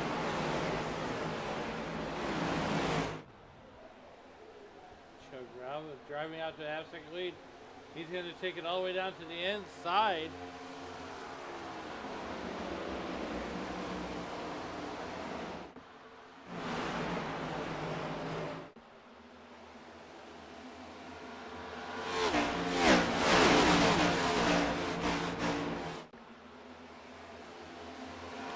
It looks like that last time in the pits, Grijalva only took fuel, so I'm not sure if that meant he's saved himself that set of tires, that third set for the end, or if he came into pit and just realized he didn't have them. But right now, those tires seem to be holding up. Chris Otto just behind him, getting a little bit swirly through turn 3. He tries to close in that gap around 0.6 of a second. Oh, Otto up into the wall. We saw that one live on television here. But Liam, to your point here, if you're Joseph Grava, what can you do to save them tires? What are some things you can do on the racetrack? What kind of self-adjustments can you make in that race car? Oh man, another one hard into the wall coming up off of turn 2. Looks like that's Otto once again. That thing has no turn. Actually on the exit of the corners, and I guess what I would say is, oh, trouble down the back straightaway. Caleb Collins gets turned into the inside wall.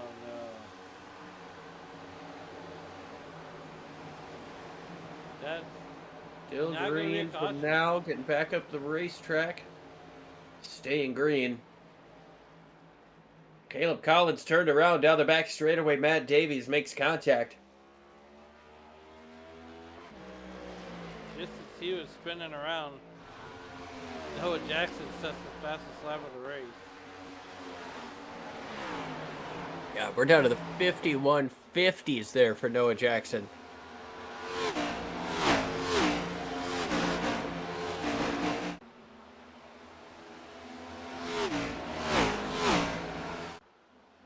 Gonzalez able to get to 4th place. Trying to chase down now Tom Bourne after passing Trey Whitehead.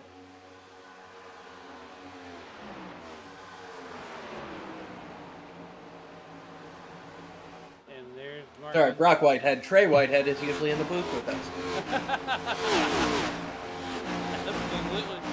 Absolutely. 32 laps to go.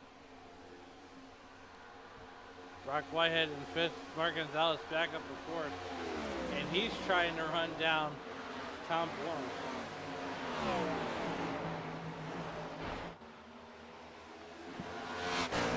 Good hard racing. We got another one in the wall. That might be Otto once again.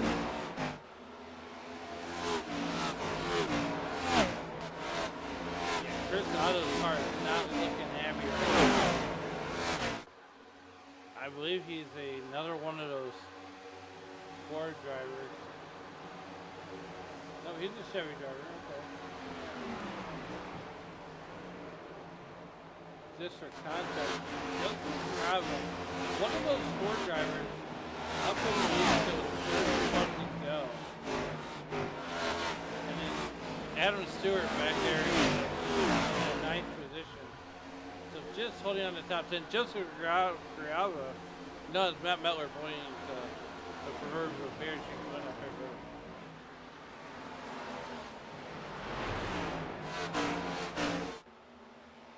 Front Grijalva trying to hold on to his lead. Noah Jackson with a big slide coming up off of turn number 2. That's only going to hurt those tires the more this run continues on.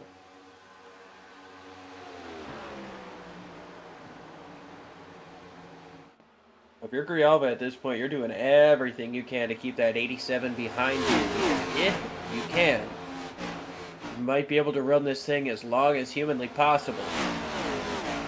Take fuel only on that last stop. And steal this one, even with the tire disadvantage.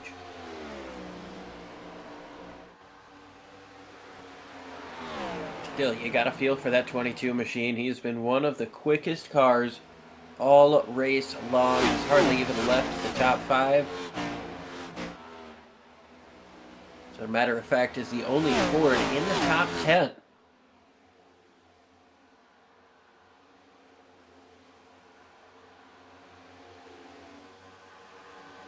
Currently sitting about 1/3 of a second in front of Noah Jackson. Running about 1 lane up the racetrack.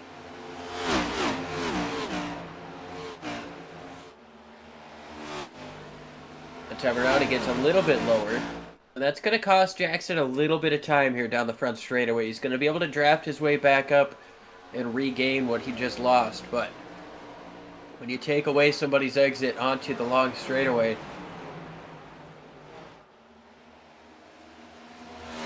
take away that clean air from in front of a driver, it can really hurt their next corner. Grijalva a little bit wide there. He gets a little bit loose, and Jackson's going to be able to close in coming up off of turn number 2. Down the back straightaway now. Grijalva's going to be defending by the time they get into turn number 3. It's only a car length down the back straightaway. Grijalva gets in there deep. He goes a little bit wide. Not only that, Liam, but now you got Matt Mettler just ahead of this battle. And Matt Mettler doing everything he can to protect his teammate. But Grijalva's got to make that pass efficiently. Yeah, and he can't miss these corners here. Jackson's backing him up. Jackson's taking an easier entry because he knows that 22 is driving in deep. He's going to be able to just kind of take it over in the center. Doing the same thing here again, kind of falls back in touch. 0.2 of a second. Separate your top two. Third place, Tom Bourne. Fourth place, Mark Gonzalez. Only a couple of car lengths. Separate them from your top two. Grijalva just can't keep it down on the bottom throughout these corners. He gets right up next to the wall. Jackson right up on the rear bumper. 7 to go. Noah Jackson's there.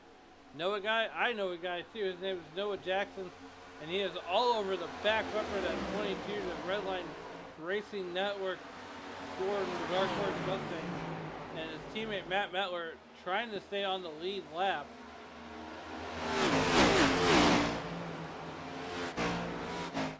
He's going to go wide to allow his driver a little bit of clean air. It's going to give him some toe down the back straightaway.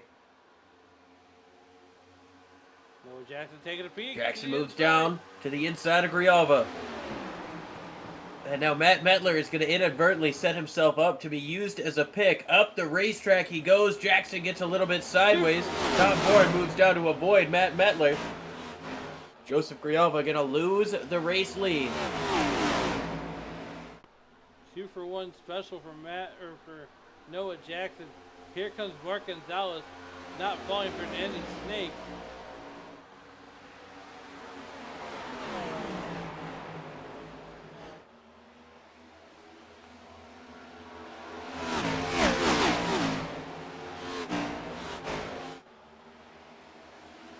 I gotta wonder how Joseph Grijalva is hanging on to that race car right now. How is that becoming looser and looser as the race goes on? Oh, buddy. Are you kidding me right now? Yeah, if you're Tom Bourne, you want to get around this 22 as quick as you can. Try to close in on that race leader. Mark Gonzalez in the same boat as well. We've got 25 laps to go, and I know that this is a big track, but if the caution doesn't come out, Noah Jackson could very quickly find himself getting a lead that is insurmountable for the drivers behind. It's already up to almost a second of a lead. 3/4 second over second place Grijalva. Grijalva was half a second slower that time. Here comes Bourne down to the inside of Joseph. He's going to try to move him out of the way. He's going to fall back in line down that back straightaway. And the only driver on the track that likes this battle going on, other than us here in the booth, is Noah Jackson. He's continuing to drive off with a 0.7 of a second, now making 0.8 of a second. Once again, Grijalva can't hold the bottom in turn 3 after the end of the long straightaway. Tom Bourne going to try to get a run down to the inside, down the front straightaway. Grijalva moves down to try to block Bourne. Not block, but take the snake. Bourne does not fall for it that time. Now Tom Bourne going to stay high, and he was hoping that Mark was close enough to pick a draft. Here comes Tom Bourne looking to the inside of that 22 car. Can't make the pass. It's not there yet. It is so tough to set up a pass here at Indianapolis, especially with the draft on these long straightaways. If you can't get that side draft and pull a guy back to you. Now Bourne slides up the racetrack a little bit. He is really trying to keep that 8 behind him and get around that 22 in front of him. 22 laps to go when they cross the start-finish line this time around, and the gap up front is a second.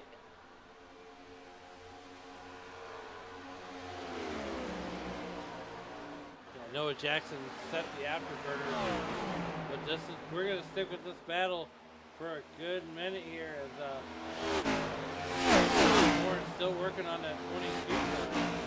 And Mark Gonzalez really just going off.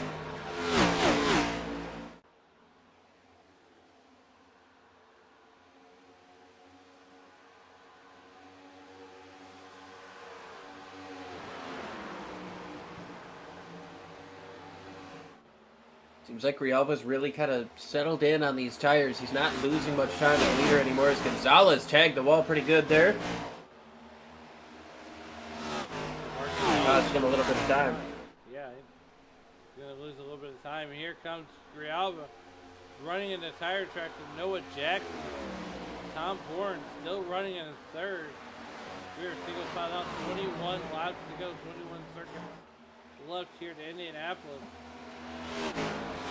Gonzalez has tagged the wall. A little bit of separation here now between your top four. You got to wonder if Tom Bourne used up some of his stuff a little too much, trailing that close to the 22 of Grijalva.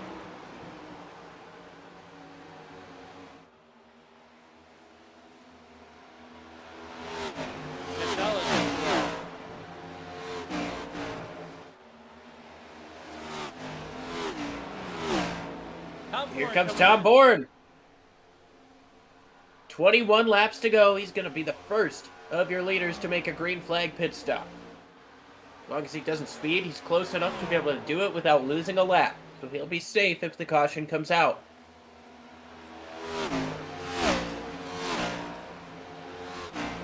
And I'm thinking this early, you want to take 4. Oh, for sure. Now, if you're Joseph Grijalva, you got to... When do you pull the parachute? When do you get that Last possible second. Okay. Last possible second. If I don't have tires left, I'm coming in for a splash or a can of fuel. I'm going to try to save those 10 seconds it's going to take the rest of those guys to change tires and put that onto the racetrack. And I am proven wrong as here comes Grijalva. Now we'll see if he's got a set of tires. Gonzalez is going to take over the race lead. Very familiar place for him. However, haven't seen him up here today really at all.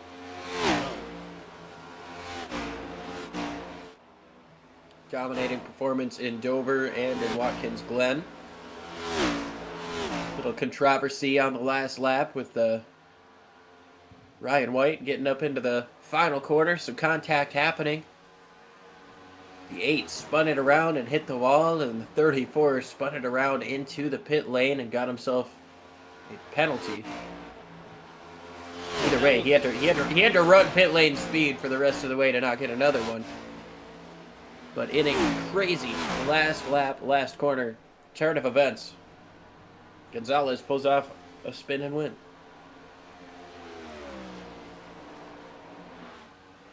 Last week was a little bit less eventful for Mark Gonzalez. He just passed a bunch of lapped cars and drove on to victory.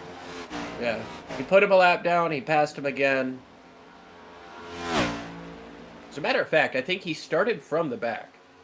I think he likes to do that. I think he starts from the back usually. So he started from the back. He passed everybody. Then he passed them all again.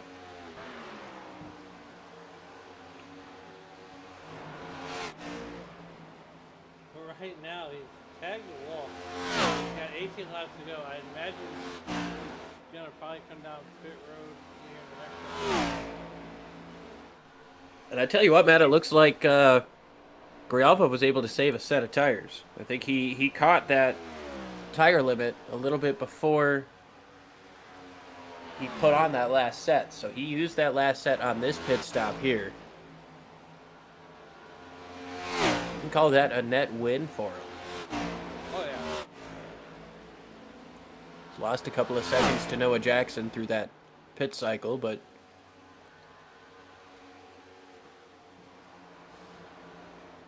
Yeah, Noah Jackson currently running 9th on the racetrack.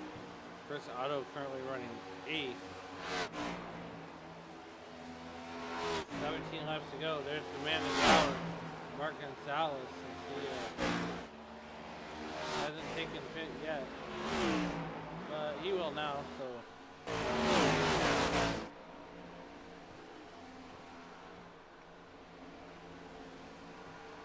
signs of a showing crash on the board here. No caution though. Getting towards the end of this thing, 16 laps to go here in Indianapolis. Brock Whitehead is your leader over Peyton Holland, Thad Teasley, Adam Stewart, and Matt Davies. Mark Gonzalez coming out of the pits. Is he going to be able to stay in front? I don't know, man. That's going to be a tough ask. When Jackson comes across the start-finish line now, he's going to be able to get around Gonzalez fairly easily, and Gonzalez still on the access road. We've got another driver coming down pit road.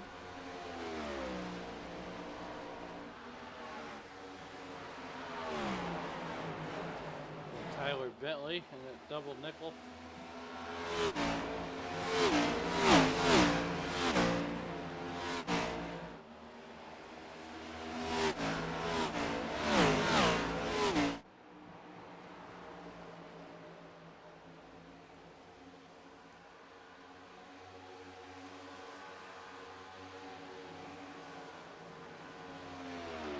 There's 15 laps to go here from the Brickyard. Liam, we're going to go ahead and slide one more time for the second set of commercial breaks. And we'll be...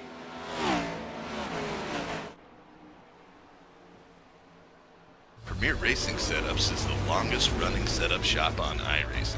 Our monthly subscription options start as low as $20 a month. We offer setups for dirt oval, asphalt oval, and road racing, covering a wide range of cars and skill levels. Built and tested by top-tier sim racers, this isn't just a business, it's a community of competitive drivers. If you want to better your iRacing experience, head over to PremierRacingSetups.com today. And remember, if you don't get one, you're going to chase one.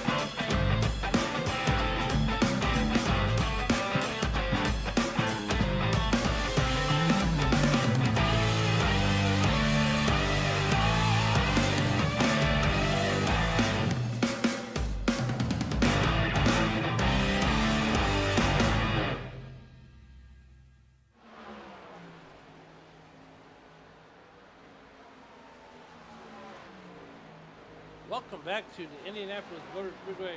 We have 11 laps to go. Brock Whitehead has assumed the race lead here. On with 11 laps to go here. And right now we are just about done with green flag pit stops as Noah Jackson and Mark Gonzalez are mired back in 6th and 7th. Alan Bergen and Liam Irving with you all the way from the green flag to the checkered flag here on Sim Racing Media. And Liam, 10 laps to go. Brock Whitehead has not been in the pit yet.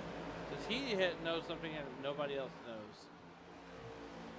I think he's out here just trying to run it as long as he possibly can, take as little fuel as he possibly can, spend a little time on pit road, and get a lot of time on track.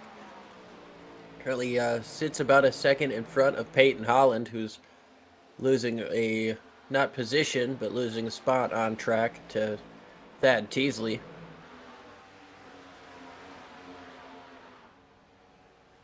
And that battle not for the race, not for position. Adam Stewart currently running in fourth all by himself, up 23 spots. Some 18 seconds behind Peyton Holland.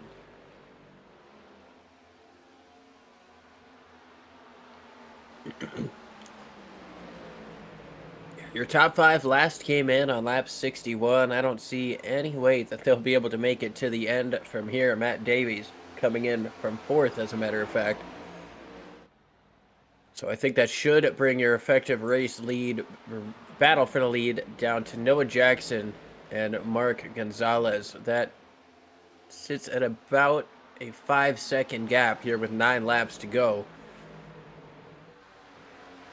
I believe Noah Jackson took 2 tires. Noah Jackson took 2 tires on his pit stop compared to the 4 for Mark Gonzalez. So we know Mark's going to be quick. Is he going to be quick enough to catch Noah Jackson and pass him at the end of this thing? Like DW always says, it's one thing to pass a driver, or one thing to catch him, another to pass him. As Adam Stewart going in pits right now.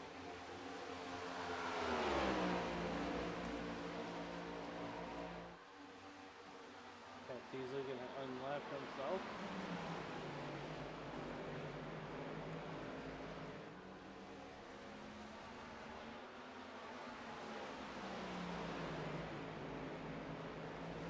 And Whitehead's going to come into the pits, followed by Holland, and that's going to put Noah Jackson back into the race lead with 8 laps to go. Mark Gonzalez sits in 2nd place. That last time by, he was half a second quicker. Is it going to be enough time?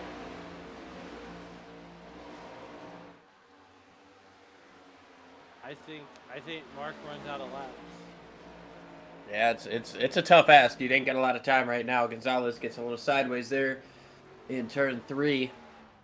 Now you've got a car separating these two as well. Not sure that Red Line Racing machine is going to be able to get close enough to make a difference. No, and that's the thing is, you know, it's a tough ask to do, but I mean, just the eyeball test says it all. Noah Jackson is actually, you know, just a little bit further ahead this year. Noah Jackson all the way down halfway through the back straightaway by the time Mark Gonzalez even comes off the corner.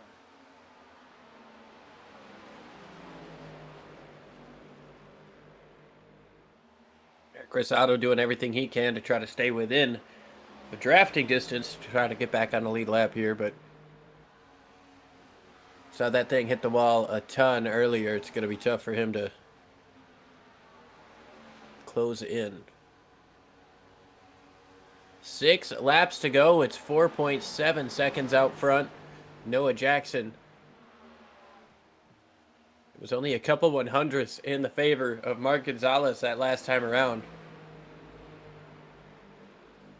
This thing stays green. I think Noah Jackson might have himself a crown jewel headed his way. Still got a long way to go, though, with going to be 12.5 miles when they come across the stripe. I was just say with Mark Gonzalez being, you know, almost 5 seconds behind the race lead. 5 seconds left to go here, or 5 laps left. Got the biplane in the air for Noah Jackson. Yeah, Gonzalez is giving it everything he's got right now. He got sideways in turn 3. He got the wall coming up off of turn 4. He is absolutely driving the wheels off of that thing. Grijalva going to try to close in, take advantage of some of those slips, but Gonzalez right now trying to do things that the next gen car just doesn't quite want to do. Yeah, Mark Gonzalez trying to close up a 4.5 second gap in 5 laps. Like you said, it's a tall order, but I mean, anything's possible. He's a tall guy. That's fair. I don't actually know if he is or not, but his time coming up off of turn number 4. 4 laps to go, 10 miles for Noah Jackson. He ran a 52.50 compared to Mark Gonzalez across the stripe, a 52.22. So 3/10 in the favor of Mark. He's definitely got the quicker machine right now with the 4 fresh tires. However, 4 laps to go and over 4 seconds of a gap. There's just not enough time to make that work.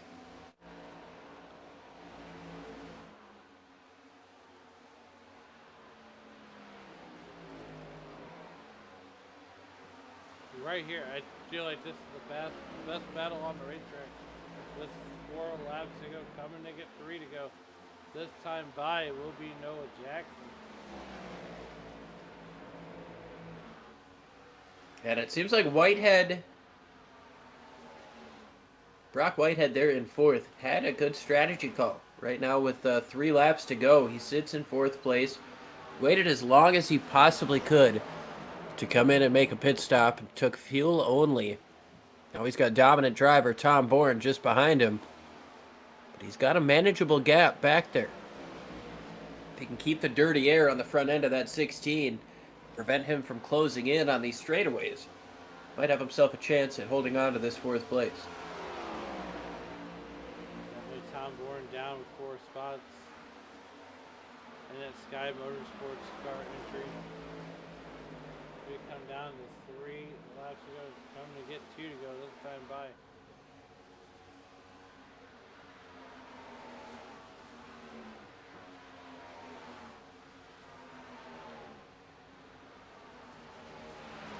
Two circuits to go for Noah Jackson.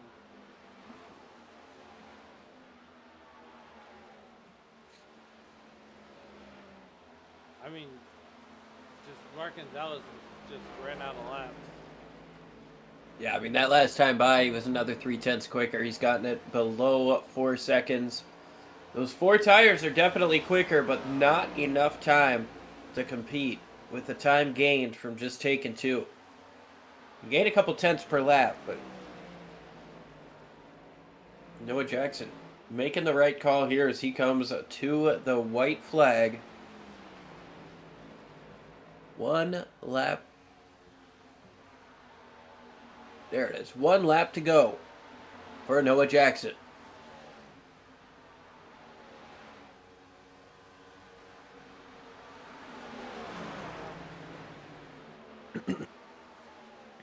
Currently working through turns, well, just turn 2. Down this long back straightaway, Noah Jackson comes into this race 65 points behind the race leader in 10th place in points. I tell you what, a lot of these guys up in front of him in the points haven't had great days. The best way that you can capitalize on anything is by winning.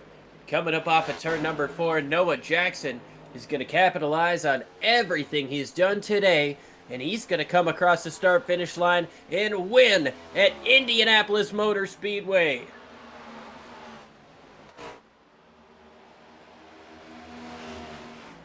Mark Gonzalez comes home in 2nd.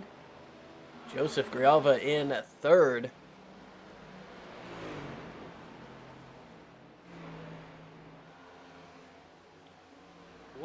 What a race. what a drive by Noah Jackson getting it done here. Mark Gonzalez just ran out of laps here.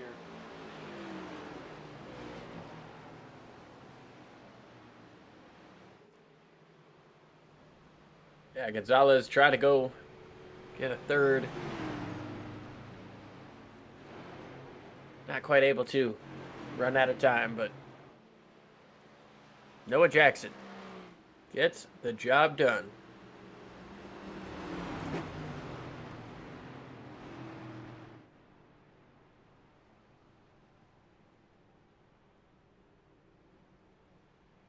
This is my favorite part, Liam, where you can see the race winner burn it down.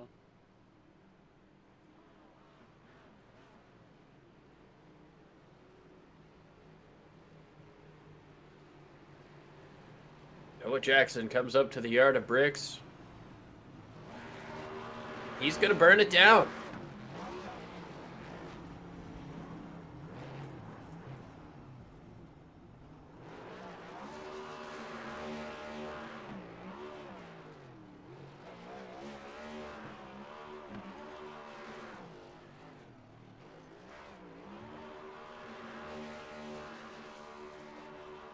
It's a really tight spot to get a burnout done, but I tell you what, man, a win at Indianapolis,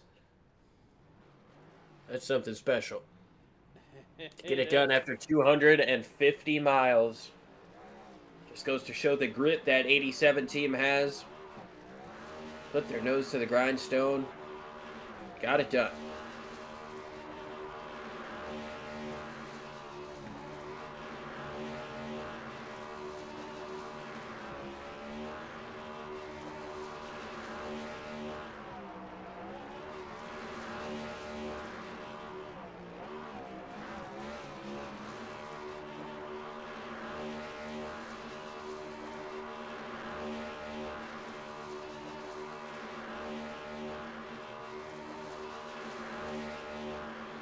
We wait for our I'm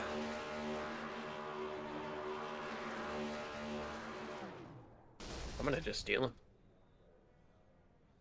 Okay. I know it's Liam and Alan up in the booth. You got a copy? Yeah, what's up, guys?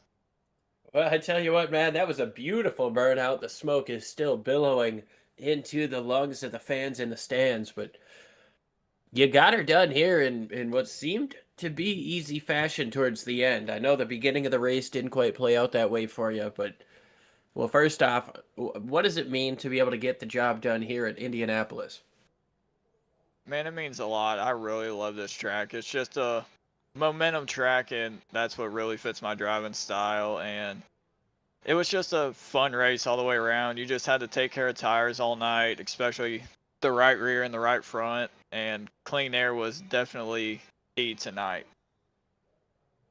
Yeah, you had a lot of clean air there at the end, but it seemed to be a little bit of a struggle when you were chasing down people. Even Grijalva there at the end with older tires, it kind of seemed like it took you a little while to set up that pass. So I want to ask, what goes into setting up a pass at a track like this where it is so momentum based? You just got to see where your opponent is weaker and where you're stronger at. And you can get up to them, but once you get like a car to 2 car lengths behind the person, you just get super tight out of the corners. So you just got to be patient and just cool your tires back off, and then you just got to get a run off of either 2 or 4, and then you just got to get them down the straightaways, because that's the only time you're going to make passes here. It seemed to work out in your favor, and the 2-tire call at the end really, I think, is what sealed it for you. Gonzalez was a little bit quicker, but not able to overcome the time that you gained. Was that going to be the call the whole time, or was that kind of a last-second call? I mean, me and my other teammate, Chris Otto, I was debating with him about it. I was like, so should I come in and get 4 or 2? He said, if you want track position and clean air, you better get 2. So I got to get all the credits to my teammate, Chris Otto, for that. Well, awesome stuff, man. A team affair to get it done here in Indianapolis. Big shout out to Chris Otto, but who else do you want to give a shout out to for such a strong run there with that team? Hupka Motorsports, Chevrolet, Top It Off Sauce, Dude Wipes, just everybody on this 87 machine. It It's just good to come out here and stay consistent through all these races and finally punch one, especially at a crown jewel race like Indy. Couldn't ask for anything better. Awesome stuff, man. We'll look forward to talking to you again next week. Go ahead, celebrate that Indy win. Thank you. All right, and then second place, Mark Gonzalez. I believe you got him, Alan. Yep, down here on pit road with Mark Gonzalez. Mark, first of all, you moved up 22 spots from where you started. Take us through that race and where you could indeed out of that number 8 car to get by Noah Jackson. Yeah, I got that last pit stop, came out, and whenever I came out, I was behind Joseph. And on my second lap out, I had hit the wall pretty hard, and I had some toe damage, and I could feel it. So I think if I didn't have that toe damage, I think I could have really put a battle to Noah. I think I could have caught him a lot sooner, or even just be on his back bumper at least, and at least apply pressure. Yeah, it seemed like we get spread out there and for a long time. And what was going through your mind as you were, trying to get back to Noah Jackson, and what does this car feel like now that we've had an update? It honestly feels a lot looser. Compared to, I raced this same combo like 2 weeks ago, and it was very tight, but today it felt a lot looser. Like you could get off the corner and it would want to snap on you if you weren't easy on the throttle. So that's what I noticed about the new update, at least. All right, good stuff. And before we get you out of here, who do you want to thank and who helped you get it done on that number 8 car?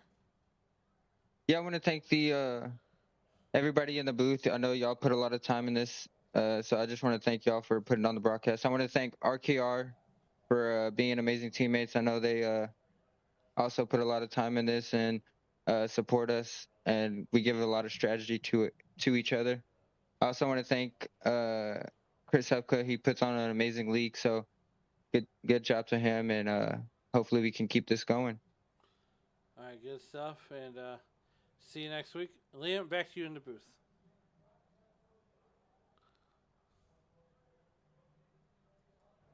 Sir, we're going to go ahead and bring up third place, Joseph Grijalva. Joseph, it's Liam and Alan up in the booth.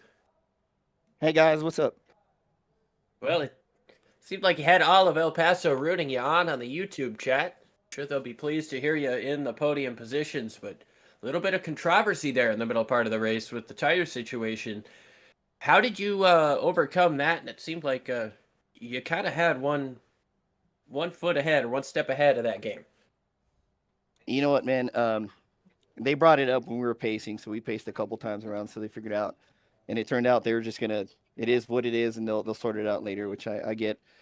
But I've raced I have so much track time here. I've raced full distance races, primarily in Indy cars, and it's taught me that clean air and aero is king. So the car is very aero dependent. So me starting up front, I can dictate how the cars behind me drive based on where I put my car, and that gave me a little bit of leg up to stay up front, at least hang with them with older tires. So it's a little just experience there on that one, and a little bit of grace and patience, really. I knew I wasn't going to hold it for long, but just to hang around and see if we can make something of it at the end. Well, you're able to come home with third place, and that last stop, you took 4 tires. Yeah, I did take 4. Yep, sorry.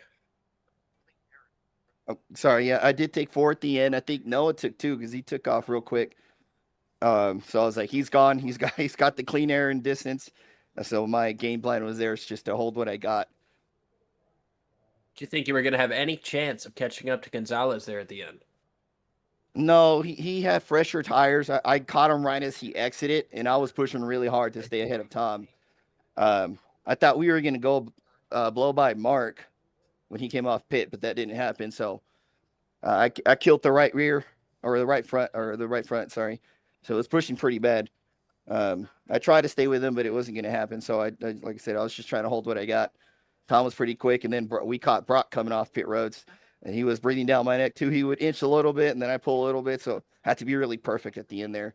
Just based on the previous few weeks, this is the first race I've finished after a plethora of various issues. So, like I said, this feels like a win to me. But yeah, you come home in third, and like I said, you had family from El Paso watching, so I'm sure they'll be pleased to be hearing from you, and hopefully we'll be hearing from you again. But before we let you go, who helps you get it done on that number 22 machine? Absolutely. You got to thank the family support for sure. Wife and kids. It was the baby's birthday this past Sunday. He's just turned 3, so he's on his way to being in the seat right after me, right after my oldest. Dad and my sister there. She always chatting me and everybody. Sometimes the chop shop guys jump around when they can. So, I appreciate them. And then Matt for throwing me a sponsorship for EOL this season for Red Light Racing Network. Finally glad we could put them up there where it belongs. We ran up front, qualify up front. We just had to put it together and finally got it done today. Well, awesome stuff, man. Congratulations on the podium finish. And like I said, I'm sure we'll talk to you again soon. Yes, sir. We'll see you guys there. All right. Well, 100 laps complete here in Indianapolis. I believe we only saw 4 cautions throughout the course of this race, so definitely a clean, quick, and green one.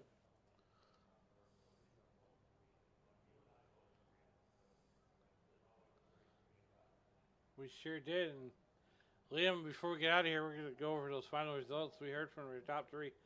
Bringing fourth home is Tom Bourne. Brock Whitehead will bring it home 5th. Peyton Holland will bring it home 6th. Tad Teasley will finish 7th. 8th will go to Tim Henderson. CJ Papa will bring it home 9th. Rounding out your top 10 will be Adam Stewart. Dalton McKinney will bring it home 11th. 12th will go to Matt Mettler. Matt Davies will finish 13th. 14th will be Caleb Collins. Chris Otto will finish 15th. 16th will go to Charlie Childress. Cameron Costner will finish 17th. 18th will be Charles Whitehead. Going a little bit deeper in the field, 19th, Tyler Bentley. Jeff Kleinsville rounding at your top 20. Zach Woods, 21st. 22nd, Bill Hagan. Justin Hutchinson brings it home, 23rd. 24th will go to Brandon Cooper. Greg Wood Jr. finishes 25th. And rounding out your field tonight will be Brett Bullard. Liam, final thoughts from Indy. Indianapolis is a special place, and Noah Jackson's going to remember this win for quite some time. I know he's pretty pleased to be able to get it done in this series, but to get it done at Indianapolis in such dominating fashion, it's going to feel really good in that 87 camp. Mark Gonzalez, strong momentum, following up a couple of victories with a 2nd place. Joseph Grijalva finally pushes through to get onto the podium, finishes up one of these things at the front. We know that El Paso is going to be happy to hear that, see that. Overall, I would say Indy was a W. Absolutely. Don't forget to join us next week. Same bat time, same bat channel. Liam, let's land the plane. Yeah, of course, we always love to quote Cletus McFarland and say, do it for Dale and be like Biff. We love to quote Tony Trapasso, our old friend from the booth. Say, as you guys walk through the streets of life, please don't play in traffic. Have a good night, folks.